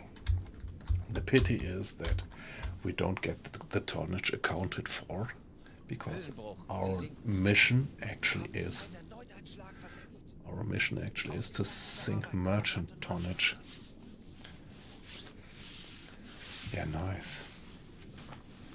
So we did that.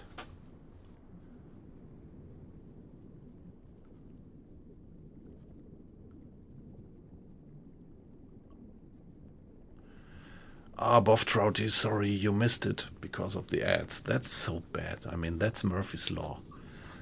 The ads just kick in when things really get interesting.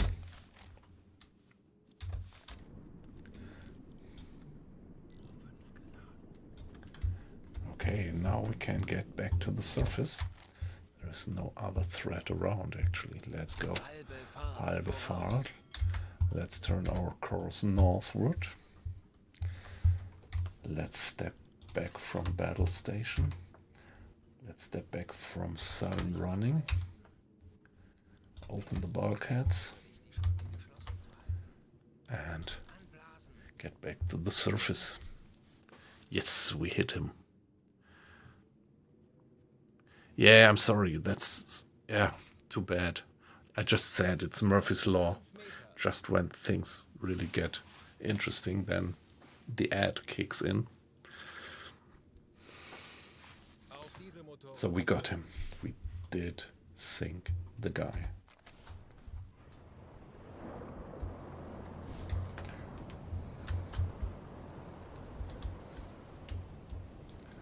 And that was a quick one. So we hit it astern, gave it heavy damages, and it's already gone. There might still be some live survivors. Let's check that.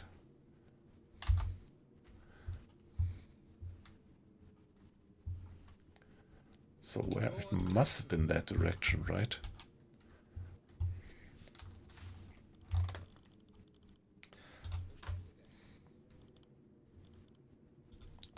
So the crew can take a rest. Don't need all of you guys. Just here and here for now. And now let's see if we can get eyes on the survivors in the lifeboats.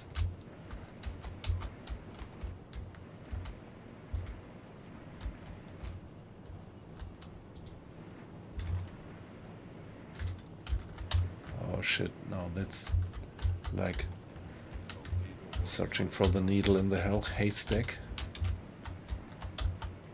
Because I don't have the exact position of them.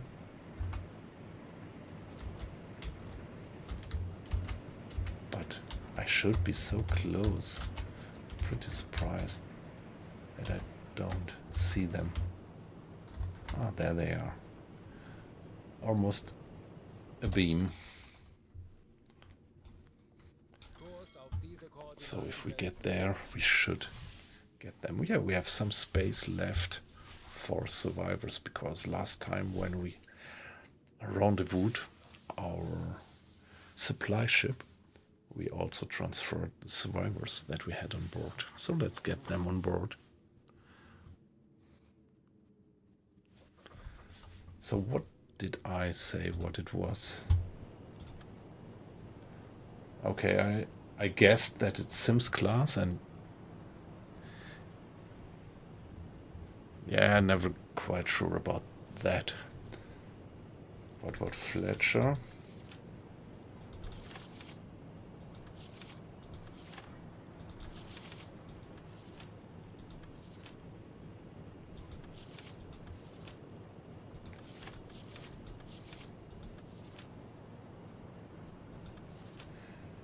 Yeah, always feel pretty comfortable with the identification of destroyers.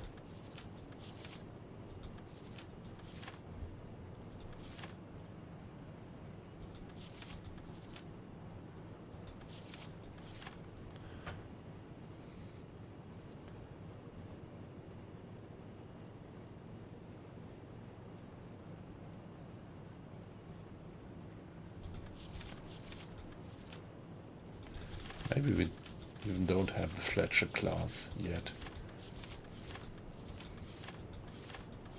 Yeah, okay, see, I think the weight loss, you're right. We even don't have the Fletcher class here in the choice of targets.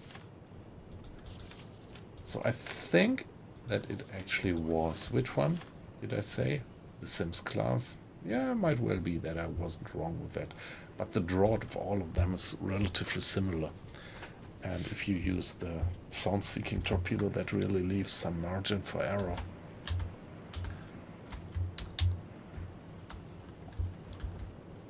Ah, there they are.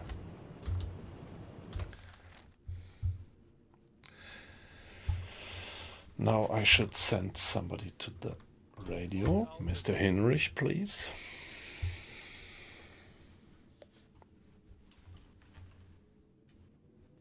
By the way, let's save the game at that point. You never know what happens.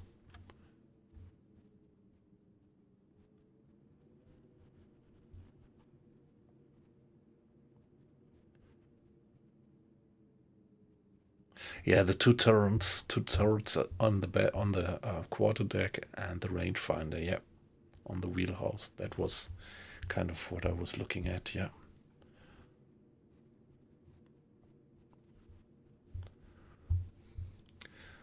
So, yeah, there it is. It says that it was a Sims class that we sank. Yeah. Yeah, so am a bit proud of that, because usually I'm not very good in identifying the destroyers.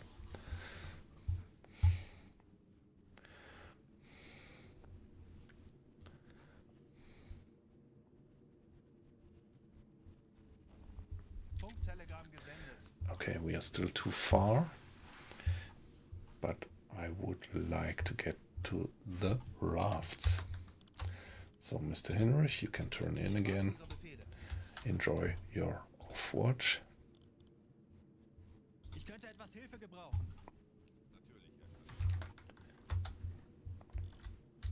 By the way, stop all direct orders. So, what would we get then?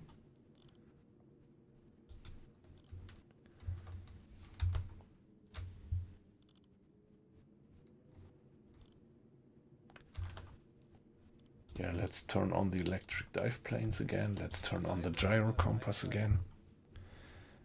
And I am a bit surprised. No. Guys. Yeah, okay. So, our navigation correctness is pretty far down because we had the gyro compass turned off all the time. So it's good to have the bosun, Mr. Trummel, and two hands at the map to increase our positioning, our position correctness.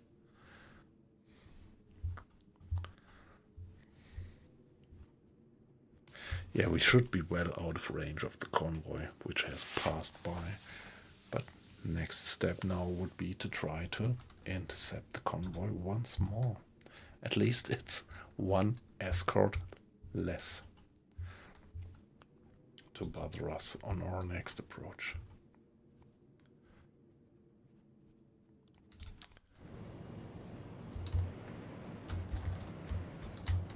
Oh, there they are. We're getting closer. But yeah, the message says we are now we are moving too fast. So let's stop engines.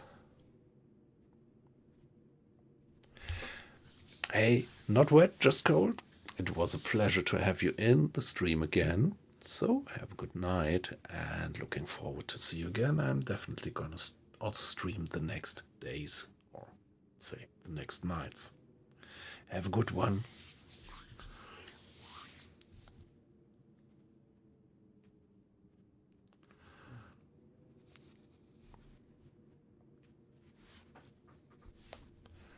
So now we can interact with the wreckage, and let's see, what about the survivors?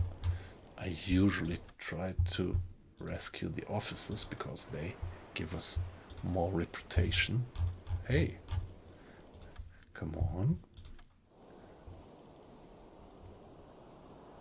Boat number 1. Guys, where are your officers? And boat number 2. Okay, no officers. Sorry guys, so it looks like all your officers died. So we get these. Sorry, we have to leave one single guy in that life raft, but yeah, we will give them some food rations. This will also increase our reputation.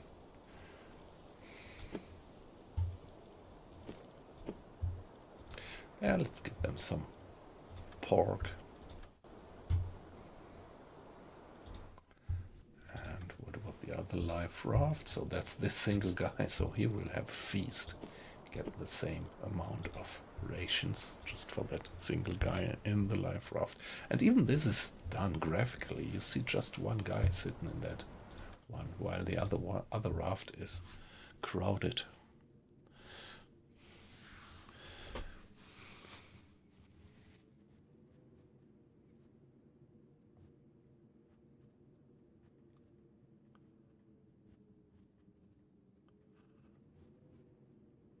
Ah, that's amazing. Yeah. Yep.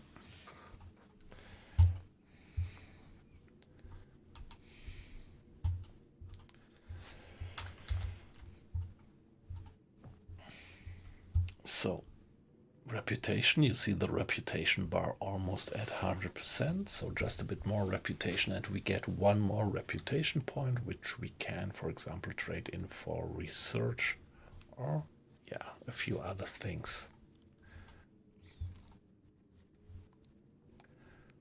Halbe Fahrt voraus. Now, there we are. So, Captain, do as you like, stay on the bridge for observation or just take a rest.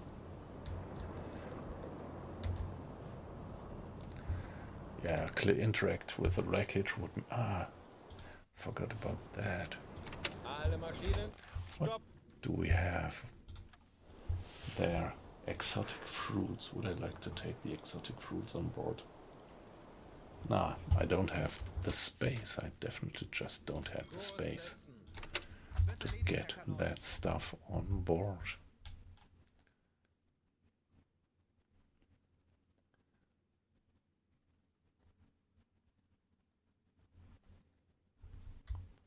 So this is roughly their course. And, well, now they were just barely in sight, so the last position of the convoy right now probably was there. This is a guess now. I called it Convoy 01. And now from now on, maybe I should note the time. So it is, yeah, roughly 7 o'clock. So it's roughly, yep, 700. And coming from there now.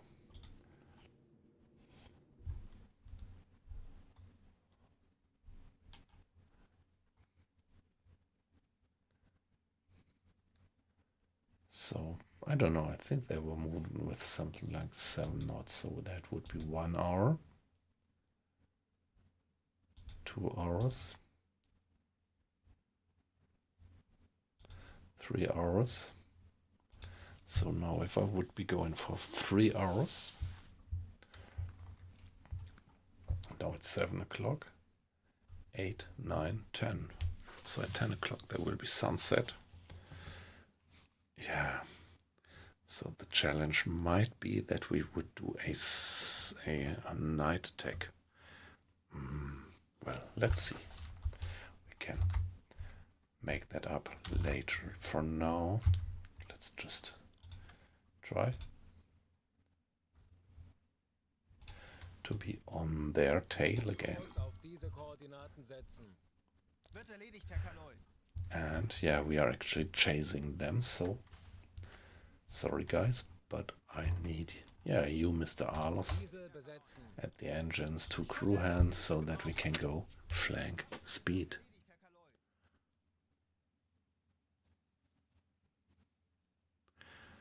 Yep, you were AFK.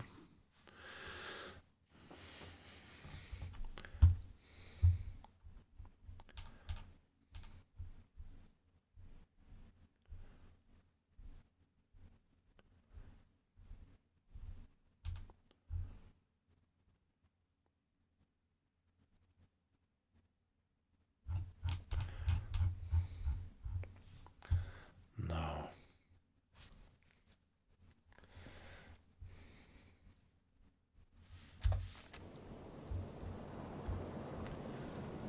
Yeah, we still have eyes on the convoy far at the horizon, but I think there is no risk that they would spot us here on that distance. I mean, they emit some enormous smoke clouds, but they are all hull down, so pretty sure they would not spot us on this distance. So let's keep it like that and try to get onto a parallel course and intercept them later. That's the plan right now. Well, the weather is intermediate wind with 9 knots, but quite a bit of a wave going for 9 knots. So we have varied dishes, and still our discipline is going down. So maybe at that point I would like to send the captain to play some cards with the crew.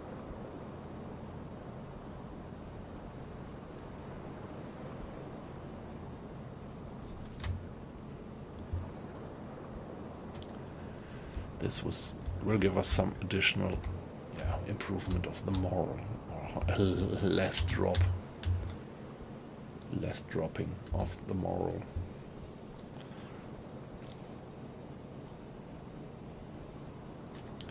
Yeah, give it a save now and then.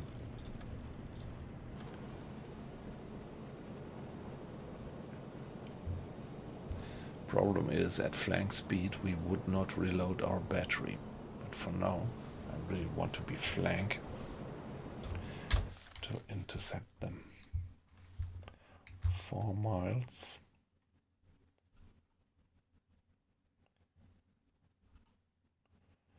So I'm going 16 knots. So within 1 hour I should be somewhere there already.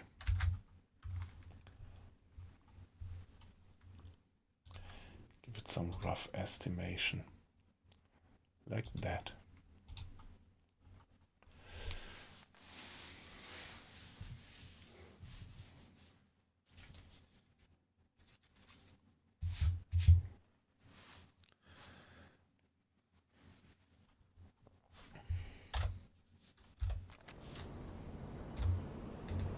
And yeah, keeping a decent distance towards the convoy to just be 100% sure that they wouldn't spot us still following them. So what my impression is that since I'm doing these missions in the Western Atlantic, offshore Canada, that there is much less or no other submarines around. On these Atlantic missions, there were always, well, whenever you were attacking a large convoy, sooner or later you had also other German submarines turning up. And yeah, around here, I think this is also just realistic that in the Western Atlantic there would be so many German submarines operating. Yeah, by the way, around here it's exactly 2 o'clock right now. So I think it was something like 8 hours time difference to your place, right? If I remember right.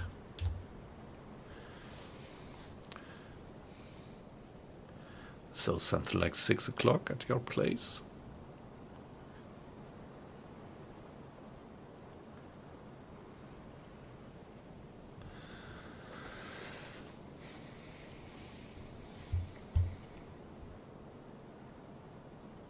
Oh, 7 o'clock, okay.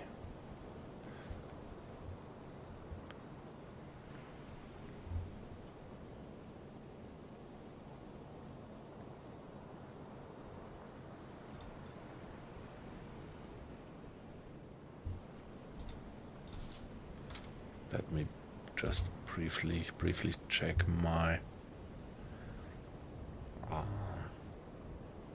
streaming software.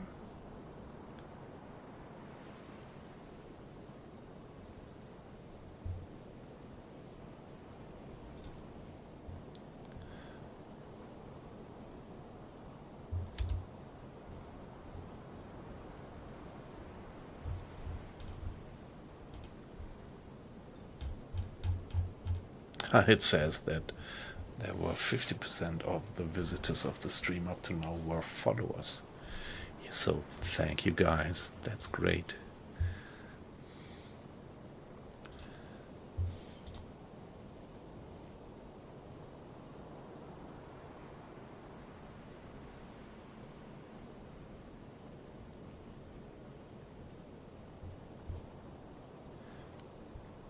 Yeah, and also quite a few guys still on the YouTube stream. Also great to have you in, guys. I have to admit that I always have a bit of a focus onto the Twitch stream traditionally. But nevertheless, I am so happy to have you guys in as well. And particularly Philosophisticate. Yeah, I'm mispronouncing it. It's, yeah, sorry. Yeah, I shouldn't pronounce it English. Let me just call you Philo, if you don't mind.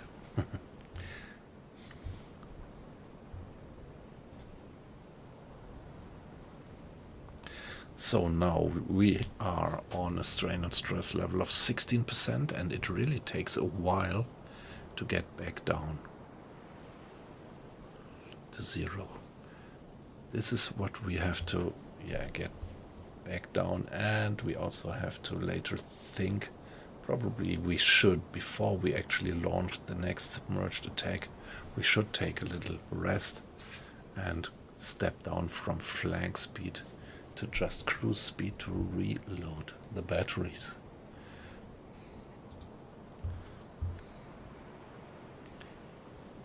Yeah, that's right. That's right. Yippee yep. 100%.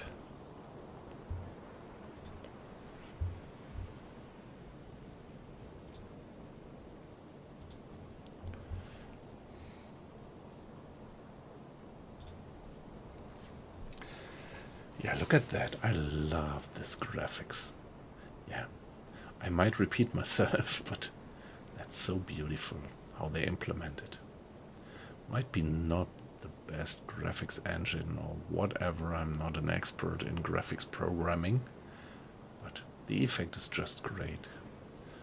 Like I used to say, when I look at that, I really get this feeling of, dried salt on my cheeks, and this kind of damp feeling when salty seawater kind of gets into your hair, and this taste of salt on your lips. This is pretty close.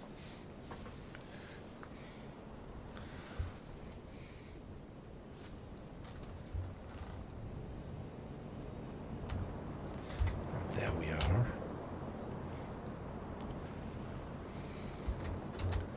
Checking the horizon a bit.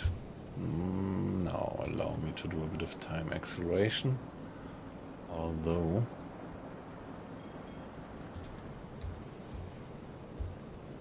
there they are. Whoop, whoop. I've just changed course. I'm still too close. I think I have to get some more distance between me and the convoy.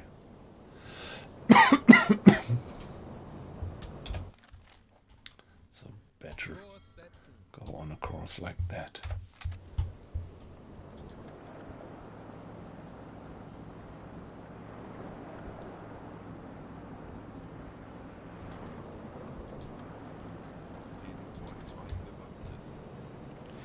The captain is playing cards, and the discipline is back up to 100%. Nice. So let's have the captain step back to his routine.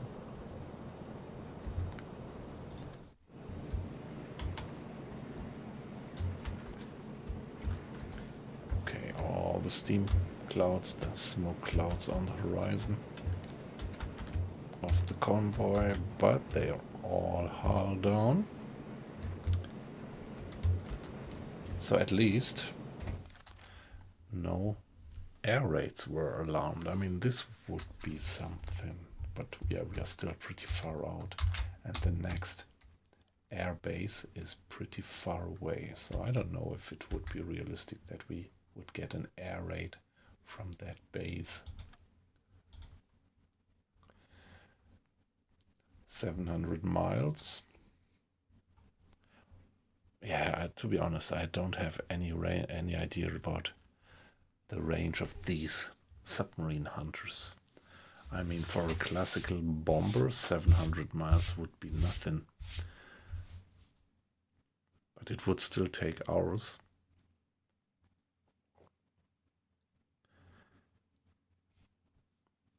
So maybe we are relatively safe out here, even if that destroyer that we sank, even if it would have sent some distress signal, it probably would still mean that there would be no air support out here. But, well, on the other hand, it might be that there is some kind of air patrol cycling all the time, and they could then be called in for support, maybe. Torpedorohr 5 gewartet. Yeah, yippee up. Okay.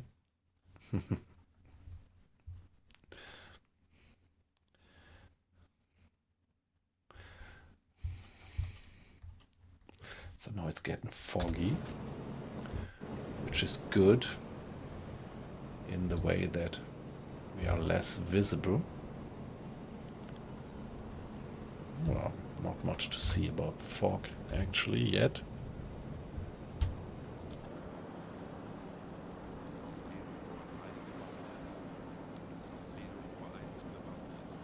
Mr. Schneider is continuing with the maintenance of the torpedo tubes.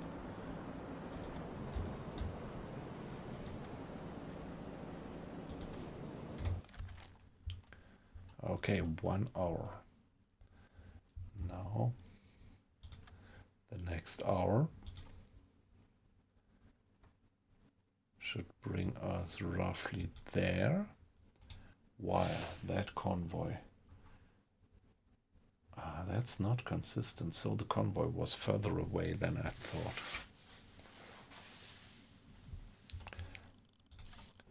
Where do we have the convoy right now? Well, okay, 80 degrees. So the center of the convoy would be abreast.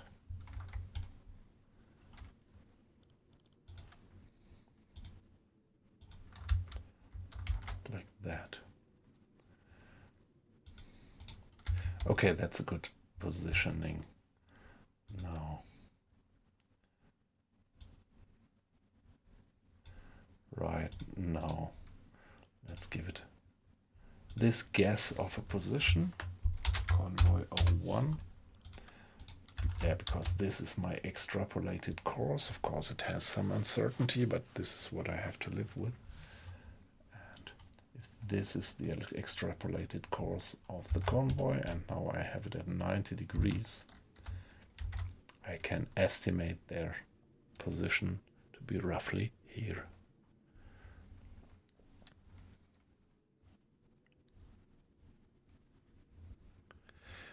Yeah, Buff Trouty, you're a 1 hour difference to continental Europe, right?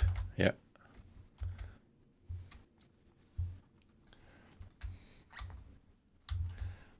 By the way, what's the distance now? 8 miles. Yeah, I think we can definitely go onto a parallel course like that. And now, us going with a speed of roughly 16 knots, which is 16 miles in 1 hour. And they are going with, yeah, hard to say. Let's stick to the assumption that they are going with something like 7 or 8 miles. Let's assume 8 miles for now. So next hour they will be there and we will be there. Let's do it like that.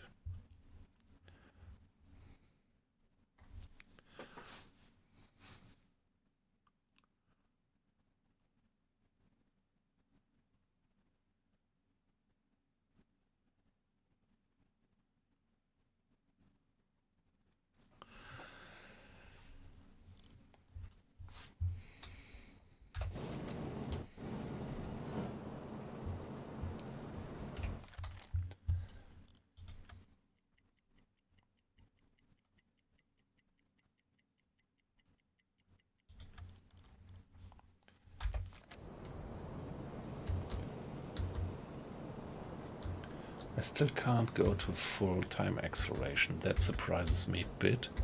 I thought I should be far away from that convoy, sufficiently far away. Oh, what's that? No, it's just a smoke column. I first thought there was a ship with hull up, but it is not.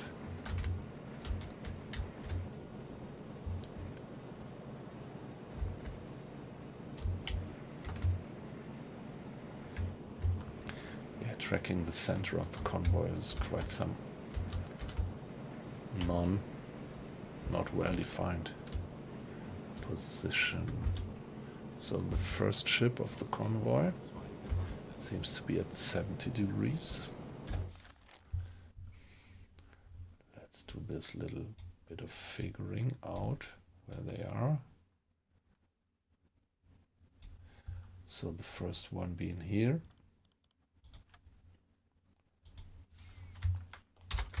Call it first.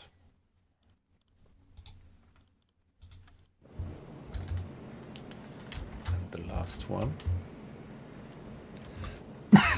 being at 105 degrees.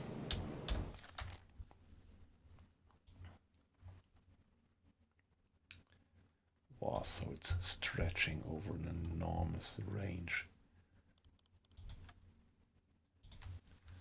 Call it last.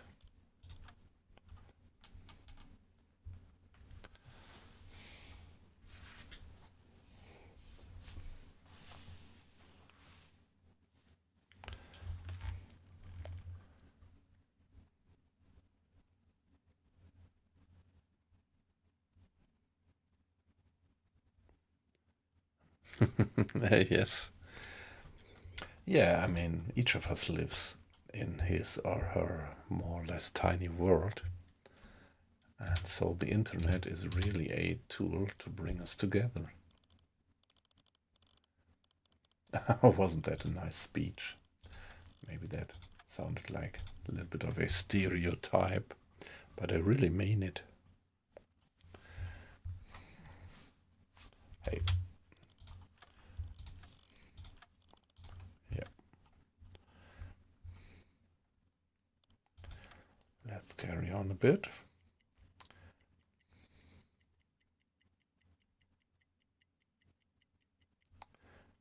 Yeah, let's make the hour full. So my dead reckoning is not too bad. So here we are. Time now 8 o'clock, no, 9 o'clock. So these guys should be here by now. Let's give it a rough check whether this is realistic. So the first ship of the convoy being at 105 degrees. Kurs setzen.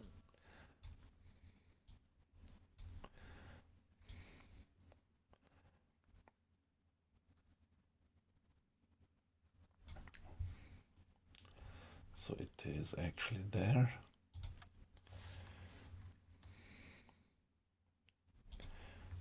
Call it F again. And the last ship of the convoy being at 135 degrees.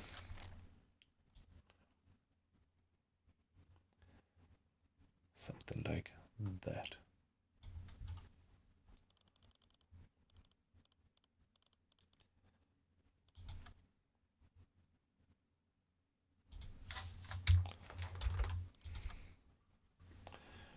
Maybe I could connect them like that, like that.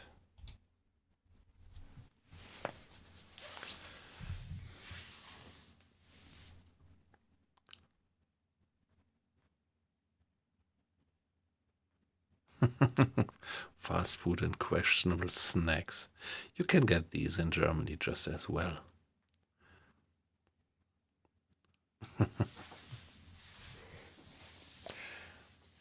Well, in terms of fast food in Germany, we are very big in the donut business. which is actually one of my favorite fast foods. So it's pizza on the one hand, or döner actually. I love it, and it's so wholesome. You get meat, you get vegetable, you have the bread. I would say this is probably the most healthy fast food that you can get. Well, apart from the fact that you might question whether meat is healthy at all. But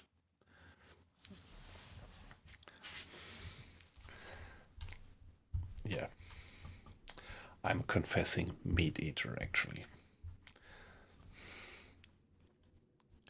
Yeah, not like that I have big lumps of meat every day, but well, a decent piece of meat is always good. Or well, a decent chops of meat in the döner.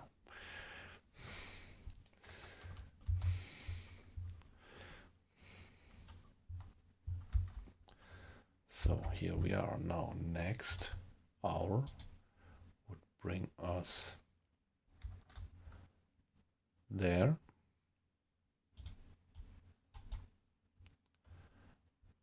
And where would they roughly be? Let's take a look at the leading ship.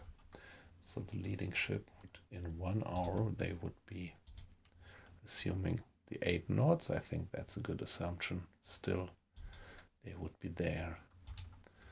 So in 1 hour, we would be in a good position to get back, to bear back down on them and try our next approach.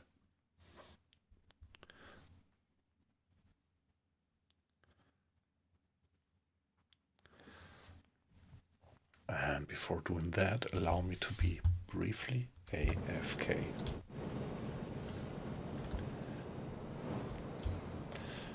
I need to refill my glass of water and well,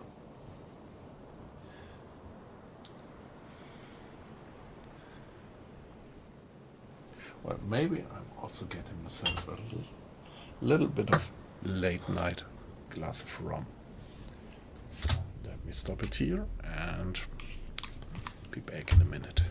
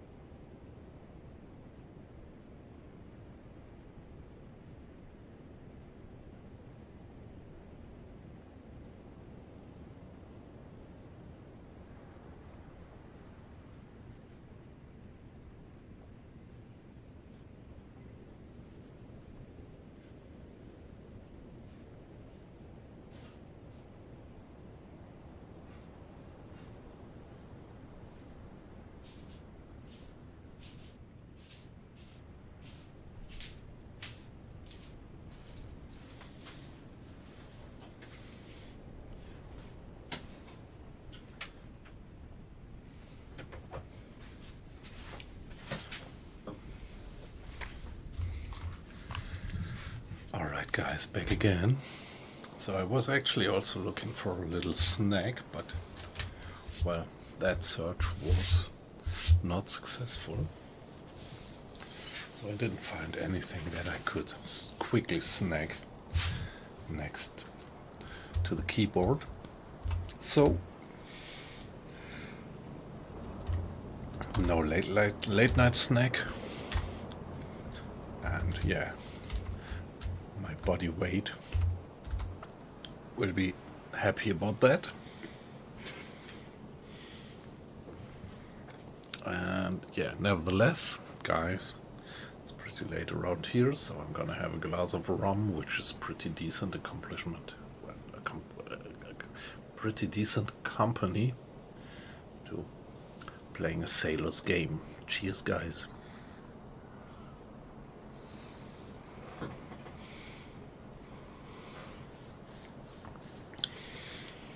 Cheers, sláinte, skål. What else do I know?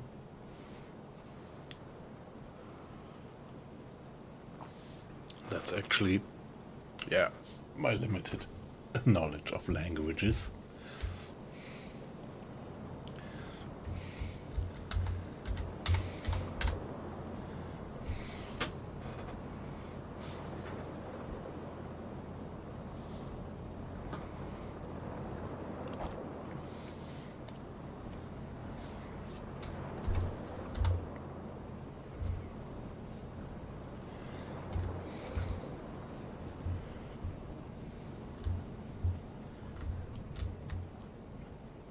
We are already ahead of them, aren't we?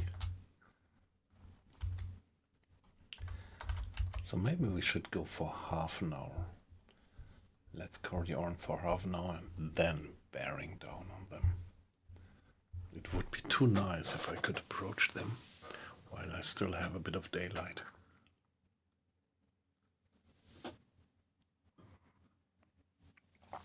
All right, cheers.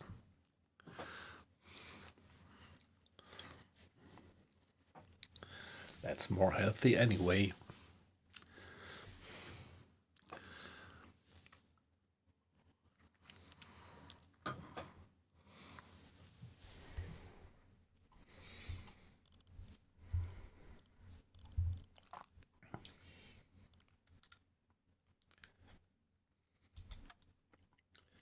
Yeah, let's carry on. Time accelerated until 9:30. And then do some rechecking. Yeah, it's getting not yet dark, but so could just figure out that the last ship is at 150 degrees.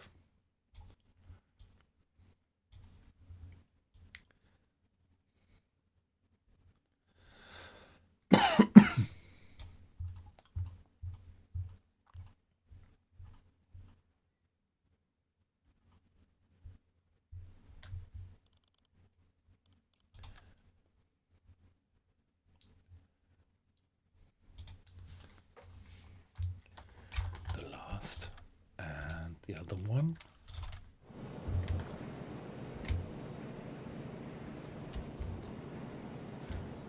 This be the first at 125.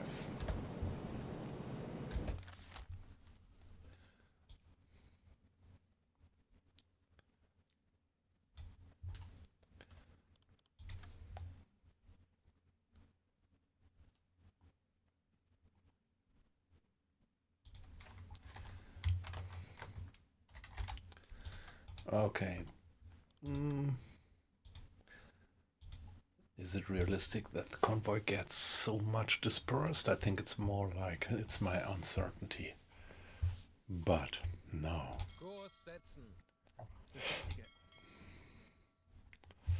Let's get in.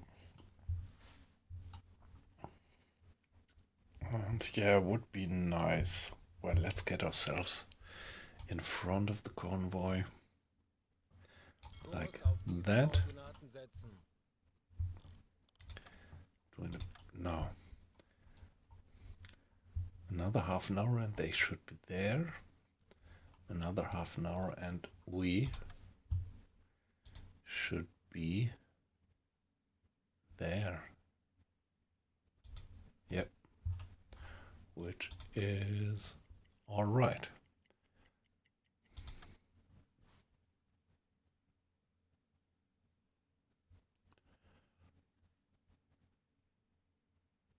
The chemicals give you plus 10%, plus 10 strength.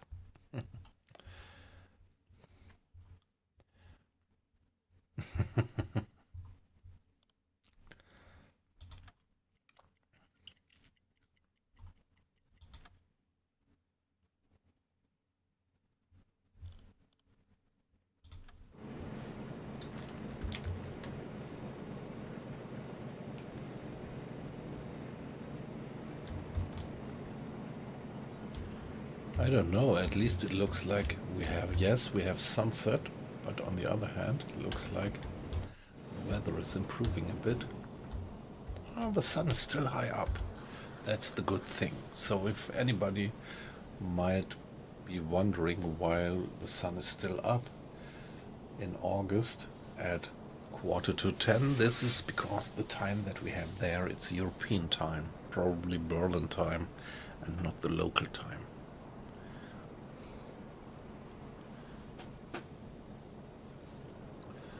Yeah, it could be nicer, yep. But at least I'm pretty happy that the sun is still so far up. It has, yeah, it's so lovely. Different weathers. Different, yeah, situations. I love the graphics of the game.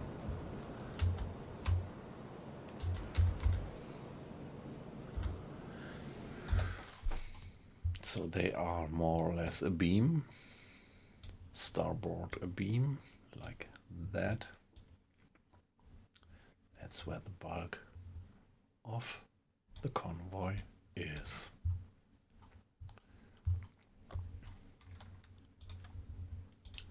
Probably there, let's call it convoy 01. And let's get in further.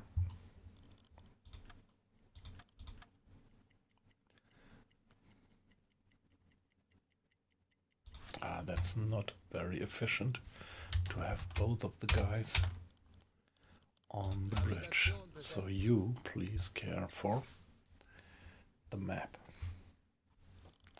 But probably it's gonna change anyway. Let's see who is gonna have the next watch at 10 o'clock.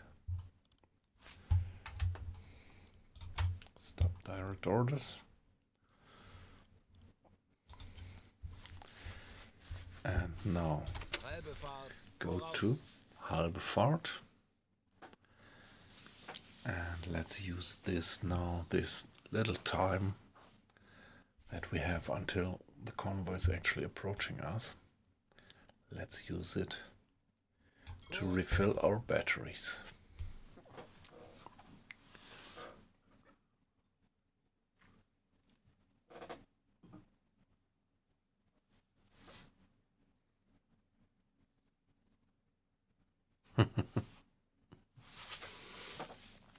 Yeah, good point.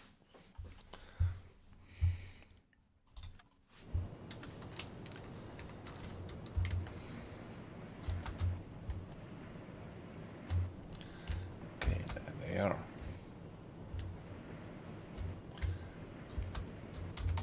First cloud smoke column at 55 degrees. Kurs auf diese Koordinaten setzen.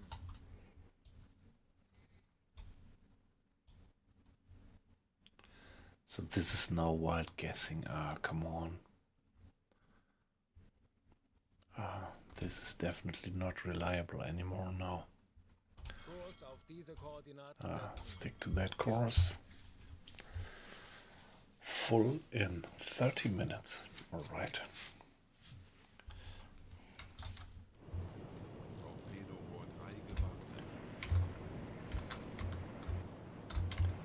Pretty much looks like we're dead ahead of these guys already.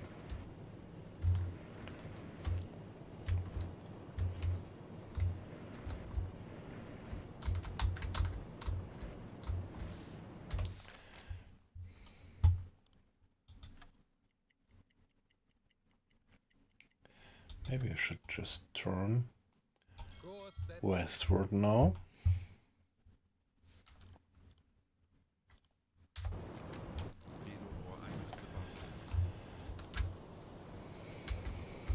There they are heading straight for me now, more or less. Alright. Yippee up, it was a pleasure to have you in. Looking forward to see you again. As I said, I'm gonna stream the next 3 days, definitely. Yep, bye bye. Yep, have a good one.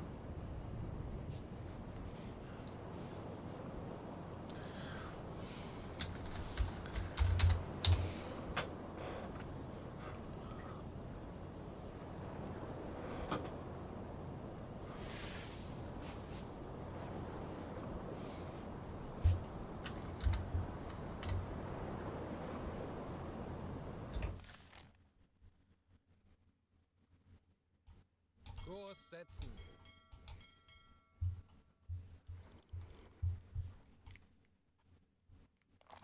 We are at 87%. Battery recharging.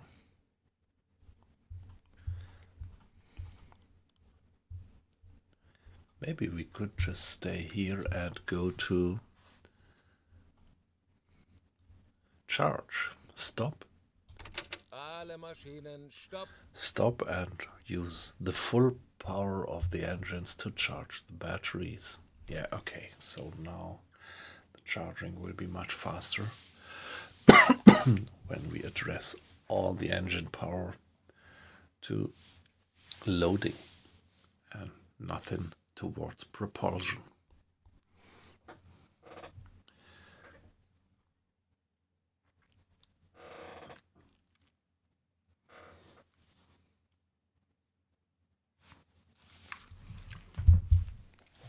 Give me 1 minute.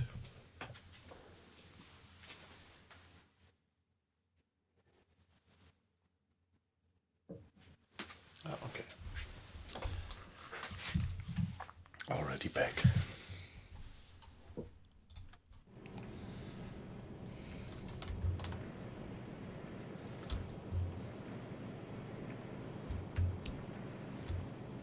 There they are. Yeah, okay, still looks like they're moving a little bit, yeah, leftward. So maybe I should change that Halbe Fahrt voraus. and get myself a bit further to the south. To be right in the way of the convoy. Might be that they have changed course. I observed that obviously now later in the war the convoys do this large-scale zigzagging, and right now it looks a bit like they did that, because just 10 minutes ago it still looked like all these steam columns were heading straight for me, and now they are more, yeah, well, probably not. Maybe this is just the effect that the whole convoy spreads over a long distance from north to south. But let me get more in front of the guy.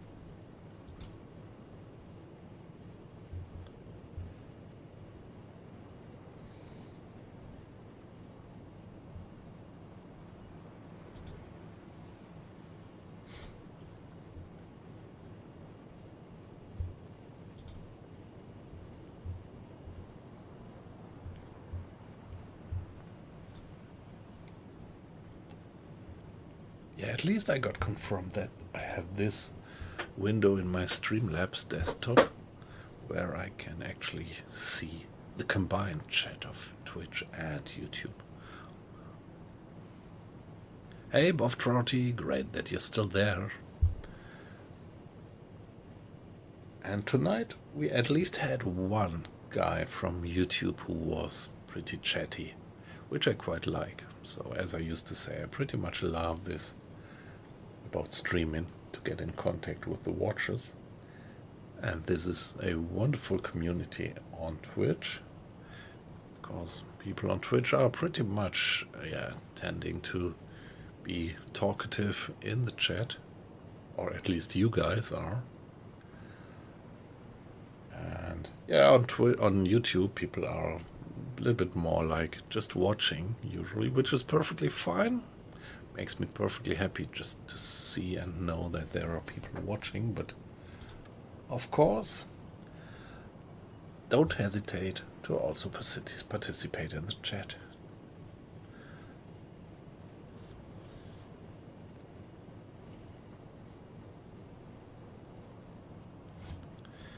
There we go.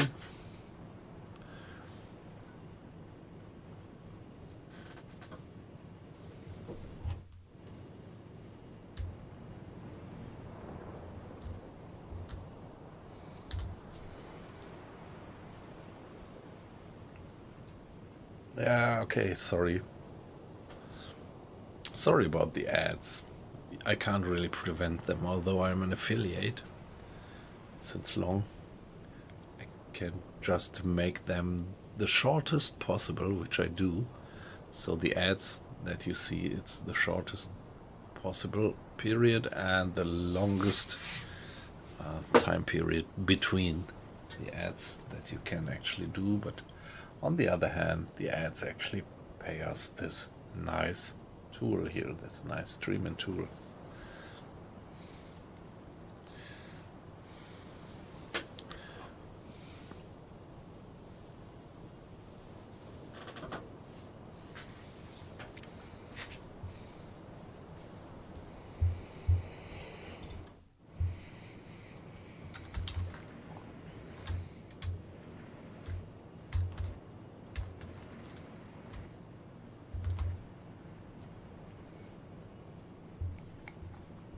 Let's see if we could just get a little bit further ahead of that convoy.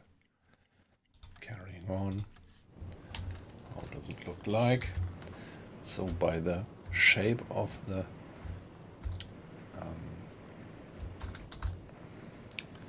smoke column, you can judge their course towards us. So this one is passing by north of us.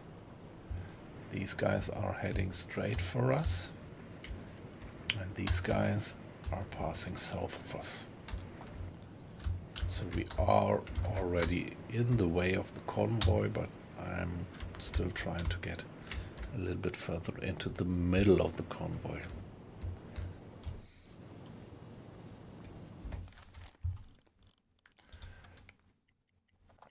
Just carrying on a bit.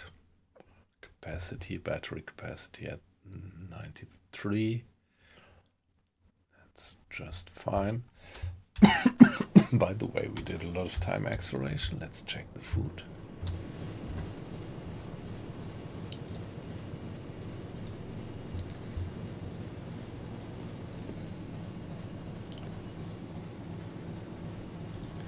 Let's just make sure that we don't run out of food.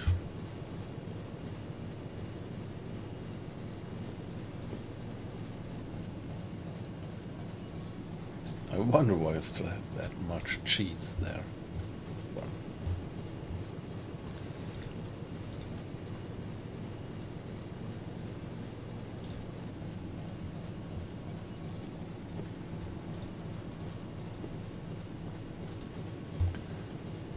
All right. It's always good to have a bit of vegetable or fruits left. Because there is one random mission which you could get, where you have to go for a German submarine which had scurvy outbreak, and you can help them by supplying them with fruit or vegetable. Of course, you can only fulfill that mission if you have fruit or vegetable on board.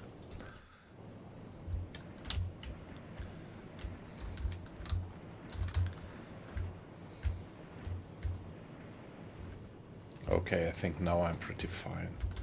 That looks like I am pretty much straight in the way of the convoy.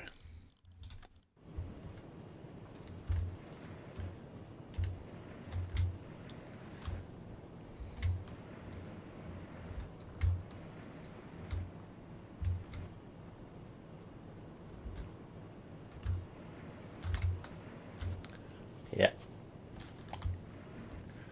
Let's just head like that. Kurs auf diese Koordinaten setzen. So, Boff Trouty, I hope you're back from the ads.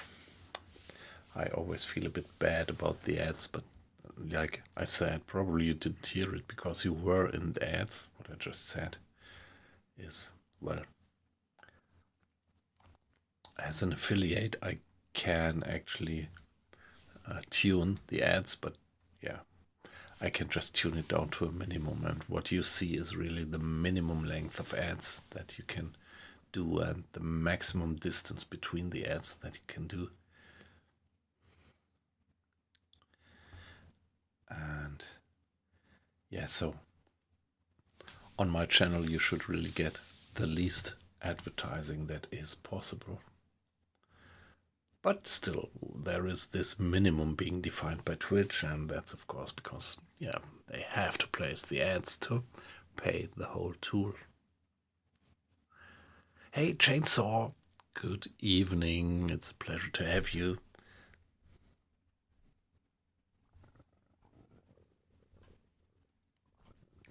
How are you doing? How was your day?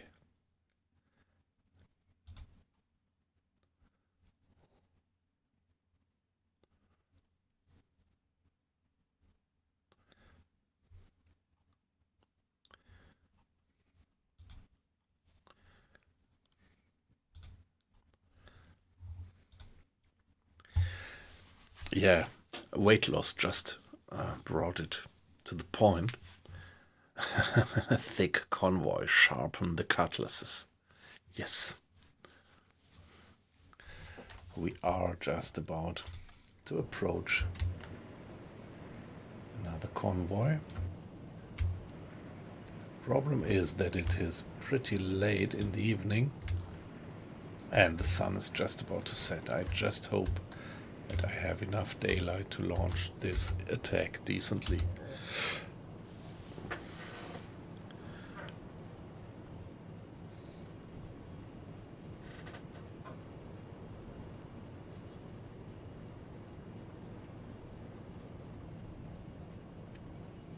Okay, yeah. But then probably you also will have a few days off over Christmas, have you?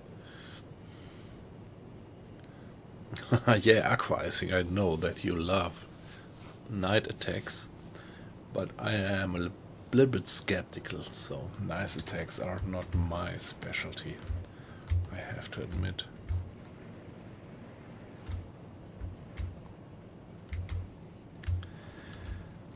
But if I look at the time, I think we are gonna have to continue this night attack tomorrow. It's getting really late. And although I can sleep a little bit longer tomorrow, I still have to work. And so, okay, Christmas Eve and the first day off. Yeah, great.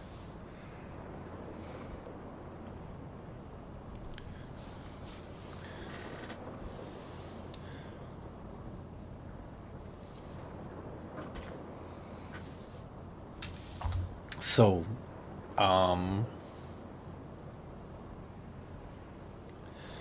yeah. Let's call it a day. with this beautiful view onto that convoy in the sunset, and we are just getting in for it. Let's give it a save. And yeah, thank you guys. It was a pleasure to have you in the stream.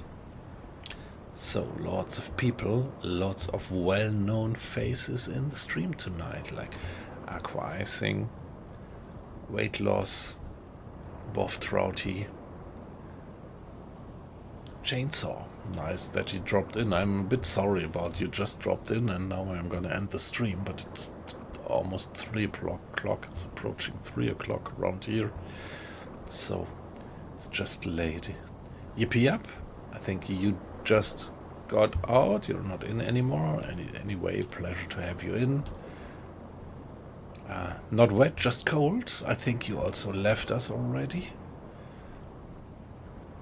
So that's it. So if I did miss anybody, just make yourself visible in the chat. Okay, so you're still there. So have a good night as well, Boff Trouty. It was a pleasure to have you, like everybody, like all of you. Also, my best regards to our friends on the YouTube stream. Philo, if you're still there.